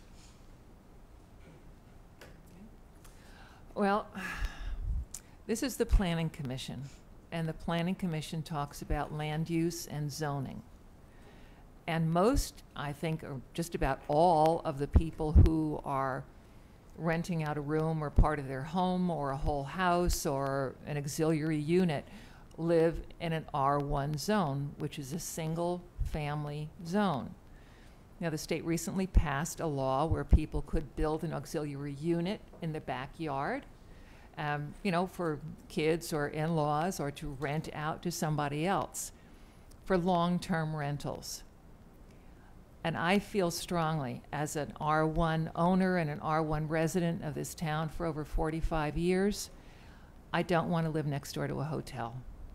And I believe that most of the people who have purchased a home in El Segundo in an R1 zone, they don't want to live next door to a hotel. And I understand that some people are really profiting and doing a great job of being wonderful hosts and, you know, making people love El Segundo. And I think there's a terrific housing shortage in this area. There's more businesses moving in all the time, and it's very, very hard for people to find a place to live. So I would rather see people who need extra income to rent out part of their home or their auxiliary unit and get long-term income from someone who would be a long-term resident of the city and go to the shops and the restaurants and the breweries or whatever. I think an R1 lot is an R1 lot. And I've listened to the people who live near the Virginia house, and it's a horror story. Let me first just say that the state law did not require this town to allow people to build ADUs. When it first came to us, it said it's a conversion. You can convert your pool house, you can convert your garage. And we thought, we don't want to lose garages. We can't park. If people start converting garages, that's terrible. So as a compromise, we said, well, let's consider building, instead of losing that garage, let's build something. And then they came back and said, you know, they changed the wording. You can't convert your garage anymore. And I thought, well, why are we building? So the Planning Commission came up with a compromise saying, well, maybe you can build on top of your garage if it's attached to the garage, 800 square feet, something small, that in-law unit, so when your family comes in town. When it got to City Council, they disregarded what the Planning Commission said, and they said, go ahead and build 1,200 square feet. That's not a state law. That's a City Council law, okay? I'm personally against it. I'll get off my soapbox. Any other comments before I move on to this? Comments I have, I'm absolutely against short-term rentals. I'm absolutely for long-term rentals. I would be willing to explore home sharing, but I am absolutely for communities and residential communities staying residential communities. And I'm not sure that you can have both home sharing and residential communities where, like how I grew up and how I view El Segundo being. And I'm a born and raised person. My family, grandparents came in the early 40s. So we have been around a long time. And I know what long-term rentals can do. And when we get families that have small children, and we've got great schools, and we've got, you know, tremendous work ethic and a safe community, and you know, we're incorporated, we've got our fire department, police department, and all of these wonderful services. I want to preserve that. I'm very well aware of the changes that are happening all around us. We're growing, business is evolving, East of Sepulveda is changing, downtown's changing, and that's good. That's good, but I think that we need to be very mindful of that direction. And that's all I'm going to say right now. And my position really hasn't changed since the last time we talked about it. I'm very much in favor of regulation. I think it should be owner occupied. I think it should be permitted and taxed. I'm not for an outright ban. I think some of maybe the host compliance sites that would monitor advertising could also be used to monitor home occupancy and things like that. And at the same time, you could drive revenue to offset those costs and make the entire system better, because you would have some sort of compliance in line. But I certainly feel for residents who are next to party houses. I sincerely hope that the ordinance that we have goes a long way in alleviating that. And I would love to support anything on those lines that we can brainstorm together on how to make that happen. All right, so I did not get the opportunity to be here last meeting. I did watch the meeting and listen to all the comments. A little history on how we got to where we are today, and I agree, 3 years is too long, no doubt. When it came to us and we had the same type of feedback, this house is a problem, this house is a nuisance, and we also heard the other side. I've been doing this 4 years, people love it, no one knows, no one's complaining. It was pointed out that we really have a problem with party houses, not necessarily short-term rentals, but people abusing the system and throwing these parties and not getting any ramifications and no blowback. And so that's when we decided to divide the zoning part of it, which is regulation and permitting of short-term rentals and enforcement of short-term rentals, with the nuisance side of it, the party house. And the party house process didn't go through planning commission. We deal with zoning. We deal with, land. It went through city council and through the police department. And I believe the social host even had a citizen oversight with PTA and all that good stuff. And so this year they passed the party house or obnoxiously loud house ordinance, whatever it's called, and the social host ordinance. These only work if people call. That's it. If I lived next to a party house, I'd call every hour.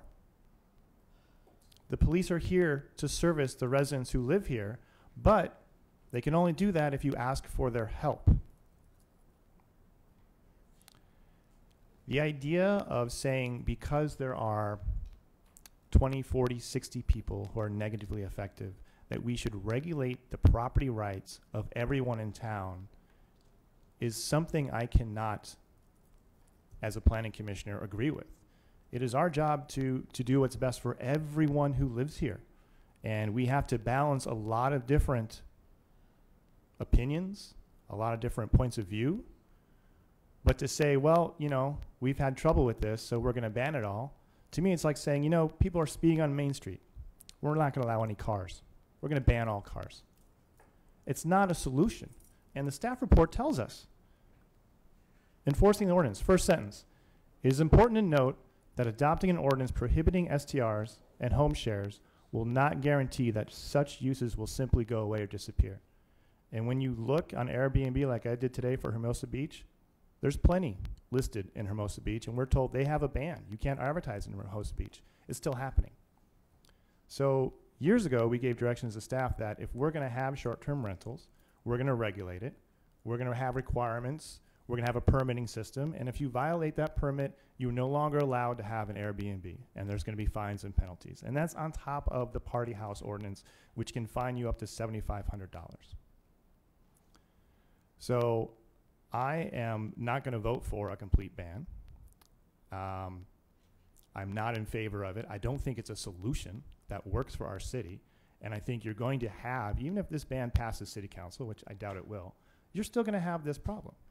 And in order for the city to get ahead of it, we have to regulate it. We have to permit it. And so we can have a log by the police that we can say when someone comes for a permit and there's been complaints, guess what? You don't get your permit. You don't get to rent. I don't care if you live there or not. There's been too many complaints. You're one of the bad apples. You no longer get to use this. You've abused it. You've lost it. But to say that no one in town can have a property right because we have problems with noise ordinances, to me is not a reasonable solution for what this problem is. So I'm more in line with Commissioner Keldorf, and unless someone else has changed their opinion, I think I know what the vote outcome will be. So I'll move it to a vote because I want this to go to city council. That's where the real decision is going to be. And I appreciate how long this has taken and all the input, but this needs to get moved on. And I want to move this forward to city council in whatever shape or form that is. Because the last thing I want is direct staff to come back with another proposal, and now we're 3 more months behind. So let me ask, is there any change in the last meeting? Okay, so you've had different thoughts. I have different thoughts. All right.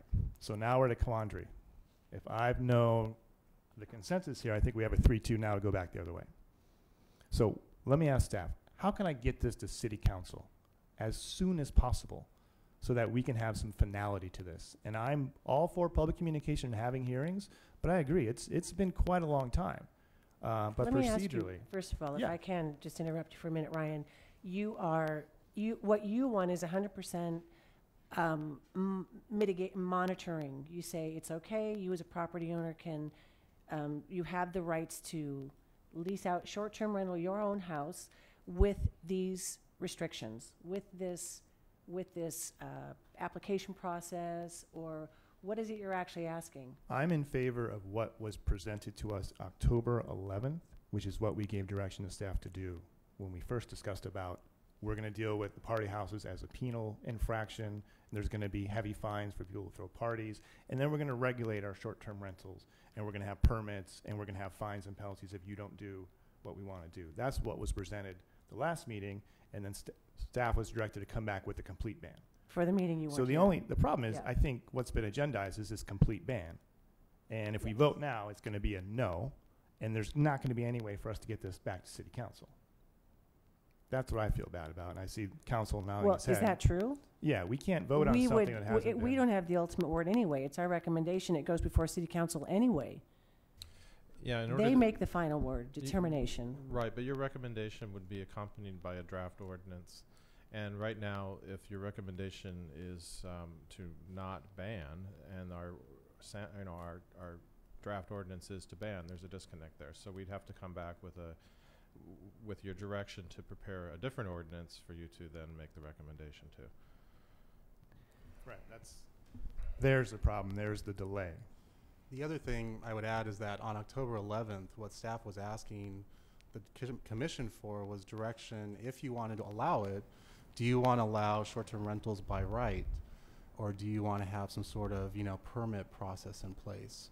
And if that's the commission's direction to staff to bring back an ordinance, I would ask that the commission also give staff on direction on that issue. And let me just add one more thing, is that when this issue came to the Planning Commission the last time, we had presented a permit process, and we had said that, if there was a bad actor, the city could, revoke the permit. And if it's a land use permit, equivalent to like a CUP, that's a vested property right as soon as the city issues it, and we have to go through due process in order to revoke that. We'd have to have like some sort of hearing process. So if that's the direction of the commission, all I would say is that our office would need to work with planning, and we might need to look at what was presented previously and just make sure that everything is, passing muster. Because that issue was brought to my attention after it came to the Planning Commission the first time around. So that's one thing we just want to double check to make sure that all of the boxes are being checked as far as procedural due process So requirements. again, Ryan, I'm going to ask you something. As you say, I agree with Michelle Keldorf, and Jay, I think you've changed your opinion to allow, and we're calling it short-term rentals, but the distinction that you make between home sharing with an owner occupied versus not, where I own the property, I don't even live here, and I can just rent it out because I'm advertising it, and whatever happens, happens. There's a distinction that seems There's to an be, absolute distinction, and right? actually, let me be clear about where I stand on this. I feel like some sort of a home share is probably a better solution than a wholesale allowing short-term rentals. And if that's the direction to give staff to go back and try to rewrite that to include that, I suppose that's an option, or is that an option?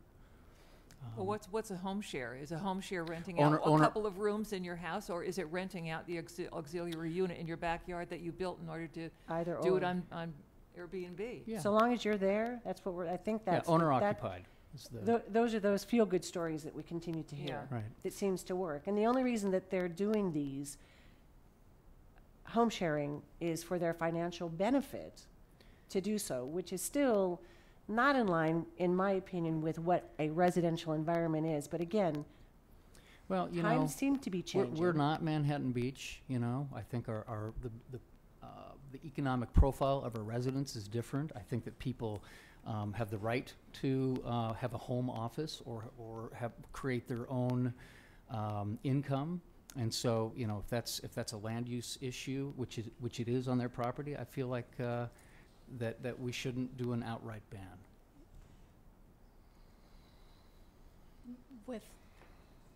With respect to what you're saying, Brenda, I think also home prices, they're at a rate that we have not seen before, and people who are home sharing or people who are renting out their home while they go away on vacation are doing so to sustain a quality of life in their home and in this community that they want to live in.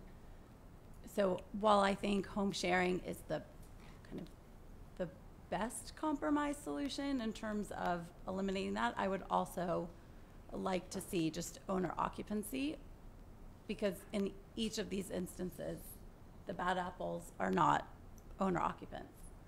And we heard from one resident who, and I don't know of any others, but I'm sure that they're there, that do rent it out for a couple of weeks when they're not physically there. It's just so hard to regulate. I know of instances where people do not live in the house. They rent it out and they tell the renters, the short-term renters, oh, tell them I went out to the store. Or tell them you're my cousin and you're not paying, you're just staying here while I'm gone. It's so hard to regulate. Right, but I don't think the problem is whether or not someone who lives there is present. If someone lives there and is present, then you're not going to have a party. If someone who doesn't live there is not present, they rent it out, they may or may not have a party. The problem, again, is the parties.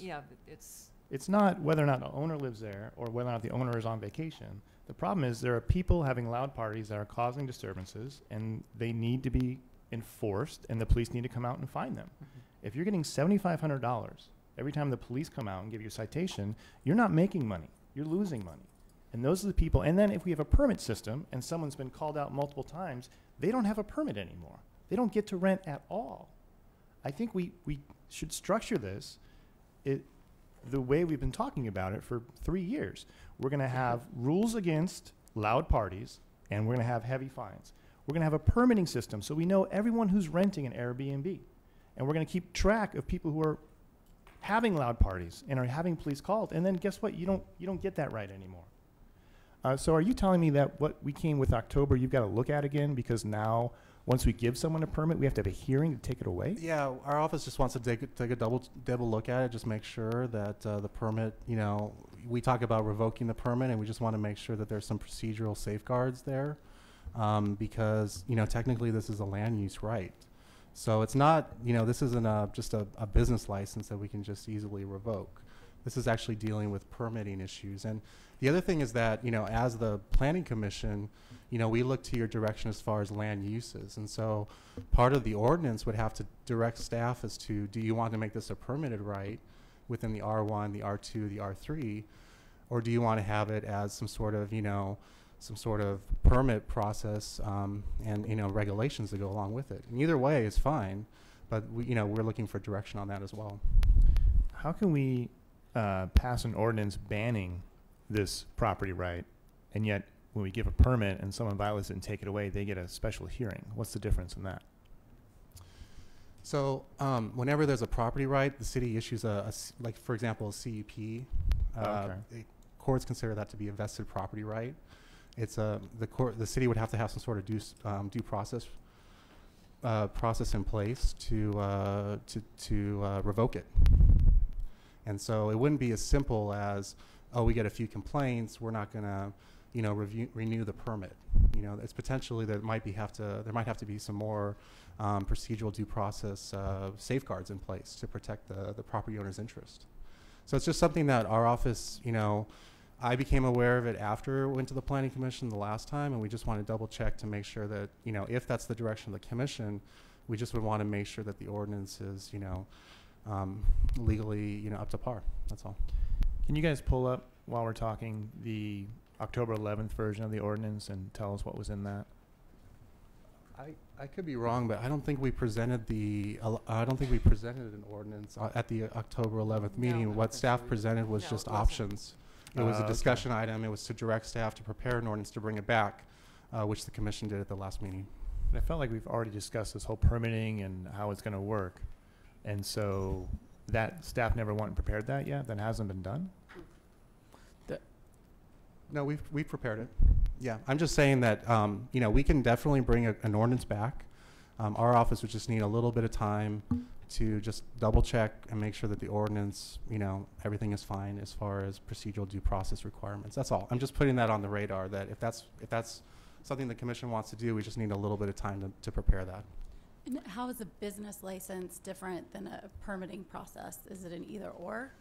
Right. So a business license is not a property right, and a business license is actually for revenue purposes only. It's non-regulatory. So we can't regulate through a business license. That's why we have to have other permits in place. Like for a massage establishment, we don't regulate through the business ordinance. We regulate through the conditional use permit. And you can't revoke a business license necessarily? We could revoke a business license, but it wouldn't necessarily,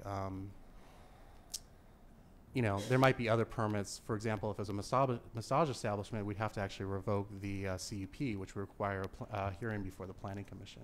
And we'd actually the city would bear the burden, and we'd have to prepare evidence and actually have a preponderance of the evidence it's almost like a little mini trial, if you will. So I'm just saying that, we just need to double check to make sure, because it might not be as simple as just we issue a permit, they are a bad actor, and then it might not be just as simple as just revoking it outright. That's all I'm saying. Well, if we had a prohibition against it unless you had the permit, would you still have that issue? Because except for you abiding by the terms of that permit, no one in town has that right unless you're permitted. And once you violate it, then you don't have that right anymore. Right. No, what I'm saying is that if we issue the permit and they're operating a short-term rental, if for whatever reason the city started receiving complaints, I'm just saying that I don't think we need to make sure that whatever process we have to revoke that permit, that there's some sort of procedural due process requirement built in. And I don't think in the last ordinance we might not have done that. Okay. And was there ever talk of making this a business license to do short-term rentals? Do some cities do that? Right now, the city's business license ordinance only requires a business license if you rent more than 2 units. So if it's 1 unit, they wouldn't have to get a business license. Okay. But there was discussion the last time about requiring them to pay TOT, transient occupancy tax. Yeah, well, I think that's an important part of the whole process, having to pay a TOT tax. One of the gentlemen said we're stabbing hotels in the back. I do think that a TOT tax would be good, and it would help create a fund to kind of manage some of these things. But then how do you know who's renting what to whom? Well, and how do you collect that tax? the venues the platforms manage that for you. Airbnb does that for you. They actually collect a tax and submit it back to the city, I believe. Right. Unless you're using Craigslist. Well, well, then they're not permitted. Yeah. Right. All right. The quickest way to get this up to the city council, I think, is to give direction to the staff. And I would advise that you write the strictest, most onerous set of regulations, right? And then that way, at least they've got the general gist of, we want to allow this, but we want the permit, and I would even say a zero tolerance policy. If you have an Airbnb license or permit, and yet you get dinged by the party house ordinance, then that's, give them notice up front. That's grounds to revoke your permit, and you will no longer be allowed to rent. I would not be in favor of any short-term rentals or I know. that. I think we have a 3-2. I think 3 of us are in favor and 2 of us are strongly against. But 3-2 is enough to push it along. I think if we voted the other way, then it goes to city council. All we're giving them is the complete ban. But I know I'm not for a ban. Michelle's not for a ban. It doesn't sound like Jay's for a complete ban. We want regulations. We want a permitting system. And so we have to give staff that direction now so that we can finally get something up to city council where they can ultimately decide what we do. Would you be more inclined to zero short-term rental, at least discuss home sharing and asking city council to? Oh, I'm all for drafting the most onerous and restrictive and almost impossible, because I think the city council will try to work another deal or. Yeah. But I am very much pro property rights. until you interfere with someone else's property right. And the interference I'm hearing is that people are having parties. And there's a law in town that says you can't have loud parties. And if that law is not being enforced, and I believe our police are trying to enforce it, you got to call. You got to have the police come time and time again until this person gets fined $7,500 every night. Right? I said this. I don't know if it's going to be a dollars and cents thing. I mean, you know, it's not so much the bad apples in as much as, and I know that that's the folks that are here that are having the problems, are those problem houses, and we want to avoid that at all.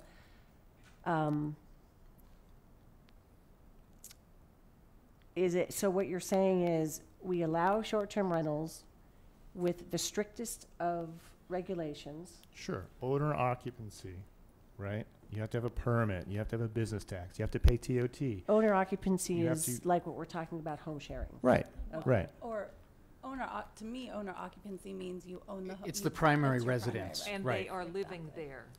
Well, not For necessarily. me, it's Yeah. not necessarily while they're renting the space. The Los Angeles one, if I understand it correctly, was you can't own many properties and rent those ones out if that's not your primary residence. That's So it. it's- Yeah, I'm saying it's your primary residence. Right. Right. Okay, yeah, it's what you list on your tax returns. as That's your right. primary That's what I'm Right. saying. You It's should your be primary able to rent out a residence. room in your house or rent out your house because it's your personal property. What if it's an accessory unit?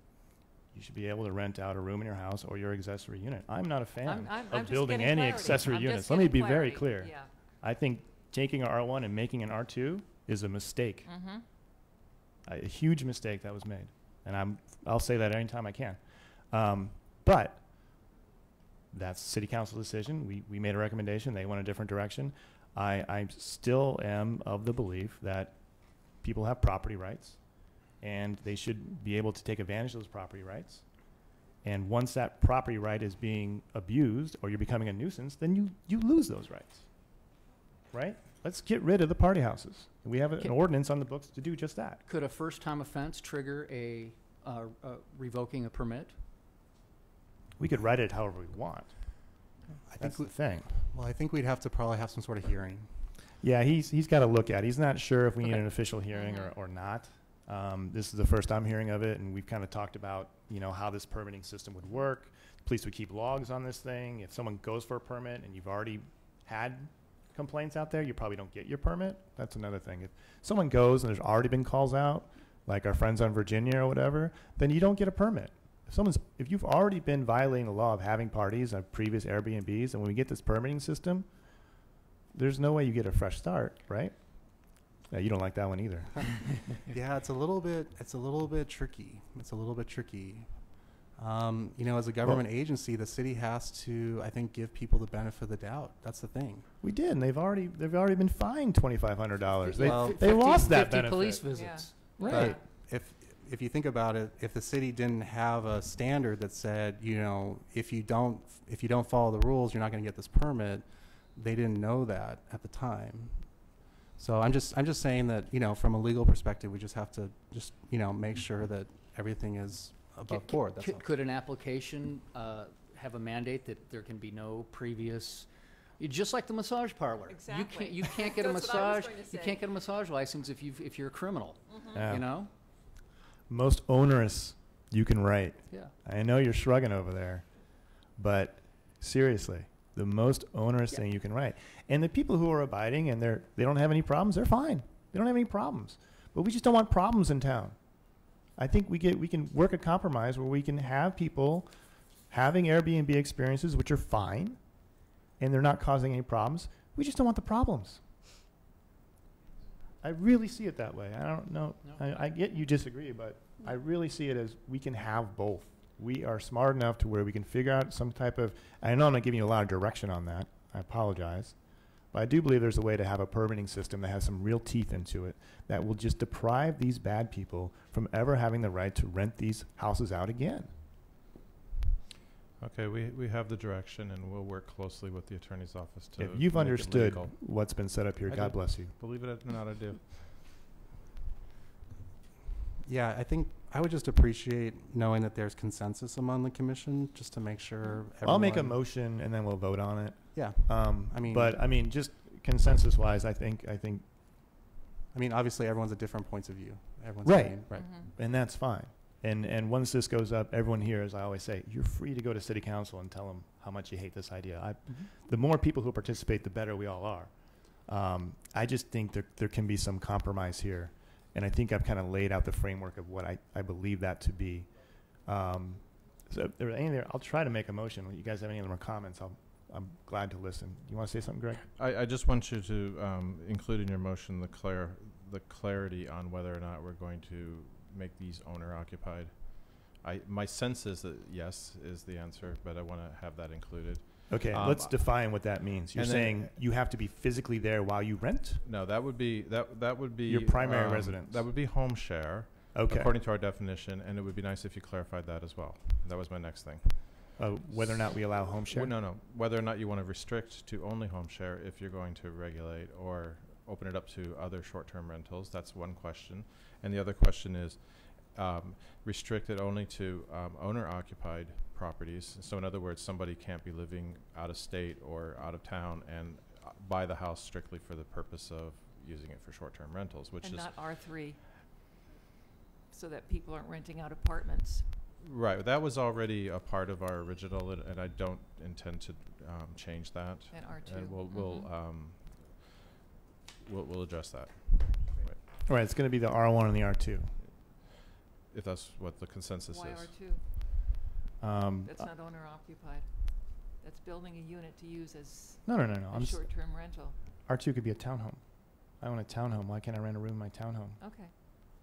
You know, why am I treated differently from someone who owns a... Well, could be a duplex. Okay, still. I own a duplex. Yeah. See, I really see the value in long-term rentals. I see there's a real dearth of places for people to live long-term. I agree. And that this town should have long-term residents instead of a lot of transients. And I think it changes the character of the community. And I am only willing to explore home sharing. Mm-hmm. Okay. Wait, you're for home sharing too? No, I'm not for home sharing. You're against everything. I'm against it. You're for home sharing, but against Airbnb absentee. Yes. Okay. I'm for Airbnb with onerous regulations. My angry face. I believe you agree. I do. And Yep. Jay, where are you? Onerous regulations and owner occupied. Owner occupied. Primary residence. Primary residence, not home share. Yeah, correct. Oh, well, home share is fine. Home share is fine. Yeah, right. Okay. Uh-huh. All right. So we need to draft. And I'm only willing to explore it, because if you have to bring it to vote, I will vote against it in 100% ban. And can I just have one thing that I had said at the last meeting? I don't want to pretend to speak for city council, but I do feel like there's a high likelihood that an outright ban would not get approved by council, and it's elongating the process of finding a real resolution to this issue, because then it gets kicked back to us without having given staff any direction on how to regulate. So it just adds months to the process potentially.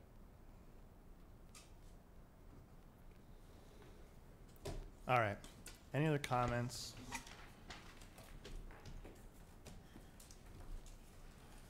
All right. Let me, do we have to vote on what is agendized, the ban? No. If anyone wants to make a motion to approve the ban, now would be the time to ask for a vote on it. That's totally fair. Okay, then let me try to make a motion. I'll make a motion to direct staff to go back. No, I think we should vote on it. Yeah. Okay. I think we should vote on it. It's number Yeah, I got it. 3. Yeah. I make a motion that we adopt resolution 2852. All right, that's the motion for the express prohibition or ban. Do we have a second? I second. Okay, all those in favor? Aye. Aye. 2, against, nay. Nay. Nay. So that motion fails. It's cleaner that way. I agree. Mm-hmm. It's fine.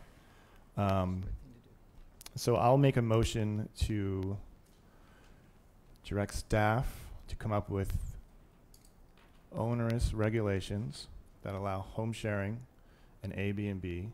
Has to be owner occupied, has to be a permitting system, some type of zero tolerance rule if you violate the the party house ordinance, And whatever you can do to avoid needing a hearing every time someone's being a bad actor, try to make that work, Mr. King. And I think you know what I'm talking about. I can't imagine the rigmarole of having to have a hearing every time someone gets a permit pulled because they're a bad actor. And I also want notices posted at these rentals that say these are the rules, right? If the cops come, you're going to get fined. Some type of notice so that no one can say, oh, we didn't know. We weren't allowed to be, you know, loud and obnoxious to all hours of the night. Did I miss anything on that? Any other? Taxation of any kind? Oh, TOT tax. Is that our purview, or is that, I mean, we can make that recommendation? That's fine. We only recommend. Okay, all right. I mean, honestly, we do the best we can, and the city council decides really what's going to happen. I think I'm it not should be complaining. I think it's a great job, but Okay. let city council do all the heavy lifting on this one. They're the ones who are really going to have to roll up their sleeves and figure out the best compromise, or go with the band. It's totally their call. Does this have to come back to us before it then goes upstairs? Yes. Okay. As soon as possible. I don't know what that means. But I know you want to spend some time with it. I'd rather you do it right. So Christmas. We'll January 10th. Yeah. yeah, we'll definitely let everyone know, you know, when it's going to come back. Okay. Let's It'll try be to get it for transparent and yeah. try to get it for January 10th. That'll probably be our next meeting. Well, I've made the motion. I'll second the motion. We have a motion and a second. All those in favor? Aye. Aye. Was that okay? 4 opposed? Nay. Okay. Okay, so I think we've given enough direction, hopefully. All right. Thank you for that discussion. Thank you, everyone who commented. I know there's going to be some upset people, and I apologize. But we're just trying to do the best we can. And if you have problems, please talk to Lieutenant Kim. He's right here. He's been so patiently listening this whole time. You know, they're here to help us. Okay. Does that complete our agenda? It does. No, it's not quite. Yeah. There's well, continued items business, J and K. none. Okay, I'll get there.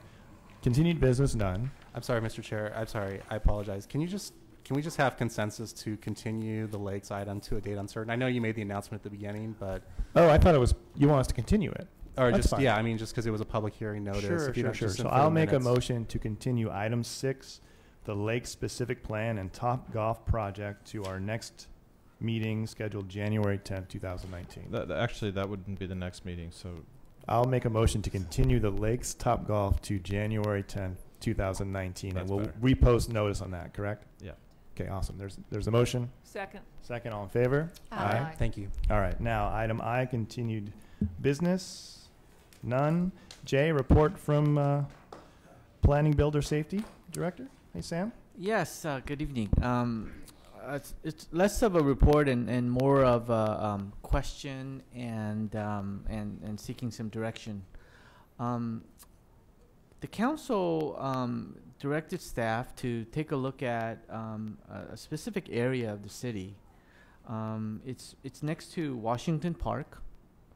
It's surrounded by Sycamore to the north, PCH to the east, and Holly to the south, and of course Washington Street as well to the west. And there's a R3 zone there, multifamily zone there, and one of the council person felt that boy, you know, we don't have a lot of high density apartments or condos, and they thought that that might be a good area to study that. And so they told us to kind of take a look at in the last 20 years or so that no one recalls any high density apartments or condos were built in town. And so we took a look at the zoning standards, kind of did maybe reverse engineering to kind of look at the units that were built and say, why did they build it this way, and then kind of work backwards and say, you know, how come that's the case? And we looked at density, we looked at setback, we looked at height and the parking standards, and it was pretty clear of why people are building what they are building. Our code kind of directs people to do that. And what people normally build are about 3-bedroom townhouses. Anyway, you know, in a separate discussion through economic development, and this is discussion that's been going on for several years. When we talk to some companies that try to get them to come into our town, and these are big companies, and we say, you know, why don't you come to El Segundo? It's great. You know, we're thriving. And one of the things that companies have said is problem is the housing. That a lot of the young folks who are in techie, media, they're having problems finding affordable housing. So kind of connected to that, again, this has been discussion for several years, the type of housing that people are building here are the bigger 3-bedroom, 2-bath, townhouses. And so they asked us to, you know, take a look at that. I have to, honestly, the direction wasn't clear. You know, as I said, we looked at density. Our code doesn't allow a lot of density. Our height is limited at 26 feet. You can only build 2-story buildings. And then you require parking standards, 2 space per unit. And then with guest parking, you really don't have a lot of flexibility. But if I read between the lines, they kind of are saying, you know, why couldn't it be higher than 26 feet? Why couldn't we have less parking per, you know, maybe for one bedroom units, maybe even studios? So they gave us direction to kind of take a look at what our options could be. Specifically, I think they specifically said, let's take a look at that Washington Park area first, because it's kind of secluded from the other residential areas. Anyway, the long and the short of it is we can certainly do that, but I thought maybe this might be a good opportunity to have a subcommittee, have 1 or 2 planning commissioners join us with staff in a lot of the research and kind of give us some input to see if we're moving in the right direction or not. This is going to take several months. And we'll, you know, the first few months is going to be a lot of research time for us. But at some point, I'd like to bring you in and kind of discuss with you what our thoughts are. And so that's it. That's the task that council has directed us to do, and I'm seeking assistance from you guys. I didn't know we were allowed to form subcommittees. I thought city council had to appoint those upon us. Are we? Because I'm all for it. I don't care. Mr. King? Yeah, I mean, historically, the Planning Commission was very conservative and always got direction from the council on whether they create subcommittees, but I think this city council would be okay with it. So they allow other advisory bodies to create subcommittees. Well said. So. Well said, sir. I read so much in between those sentences. Sure, we're happy to help. Does anyone want to volunteer? I mean, I will There's raise. a smile on I Keldorf's know. face over there, Gonna signing geek up for out extra over homework. here. I'm happy to participate as well. It would be sort Brenda of out of wants my it? Jay? normal realm, but Very interested in this usage. Carol? Sure. You 4 members? Well, you know, I'm let okay me, not let doing me, it. let me say that He only you know, wants don't all, you know, volunteer for this one, because the next item is also another opportunity for the Gateway Task Force, and we're looking for a volunteer for that as well. What's a gateway task? I'll do Explain the what that is. gateway. Huh? The I'll do the Gateway, gateway. Oh, good. the Gateway Task Force. I'll jump to You do this one. item K if I could. 'Cause Sure. they're both committee opportunities. The Gateway is the main thoroughfare at Main and Imperial. Mhm. They want to make dramatic improvements to that corner. So they're seeking committee members from Planning Commission, the Arts and Commission, and several others. And they're going to create a committee and take a look at the various different designs and how to go about updating that corner. So is that monument there? Yeah. That kind of sign, welcome to El Yeah, Segundo? all of those things. Yeah. We wanna- Including that whole piece of land. They want to upgrade that whole area. Yeah. So you I can. hear it's a I great volunteer- Pokemon I stuff. volunteer I'll throw for out. Gateway. I volunteer I'll for that throw too. out Well- two committees, and you guys can. Yeah, Yep. if I can interject, this one the council did set up, and they did specify the membership, and they did ask for one planning commissioner. Just one. Yes, Ah, because I'm there gonna are draw straws. representatives from other committees and so forth, and so Sure. we can have a backup maybe. Alternate, Alternate. in case someone doesn't make it. Yeah. Okay, so who wants to do what? Well, Brenda wants to do Gateway. Gateway? As does Jay.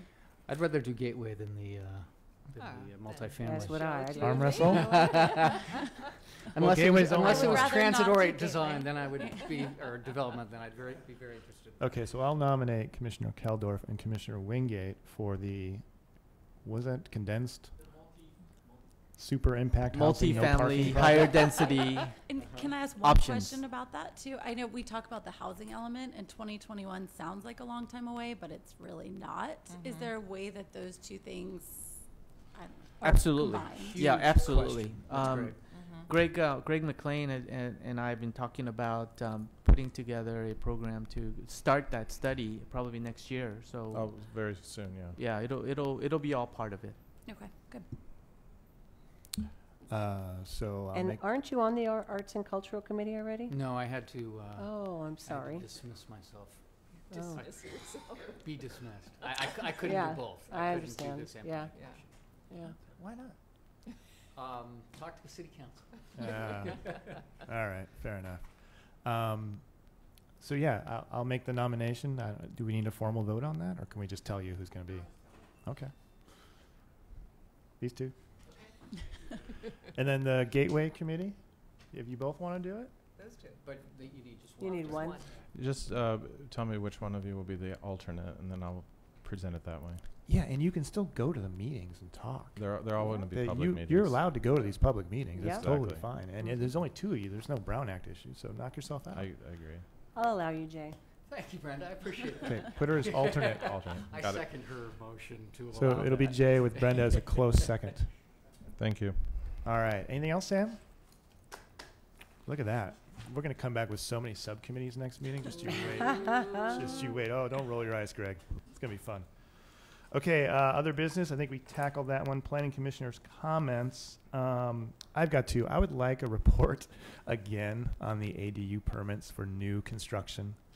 Just keeping track of how many we have. My wife was telling me there's some questions on the unofficial ESPN network. What's going on? Someone's building a giant house in my backyard. It's like, well, yeah. So just let me know how many, how big they are, where they're at.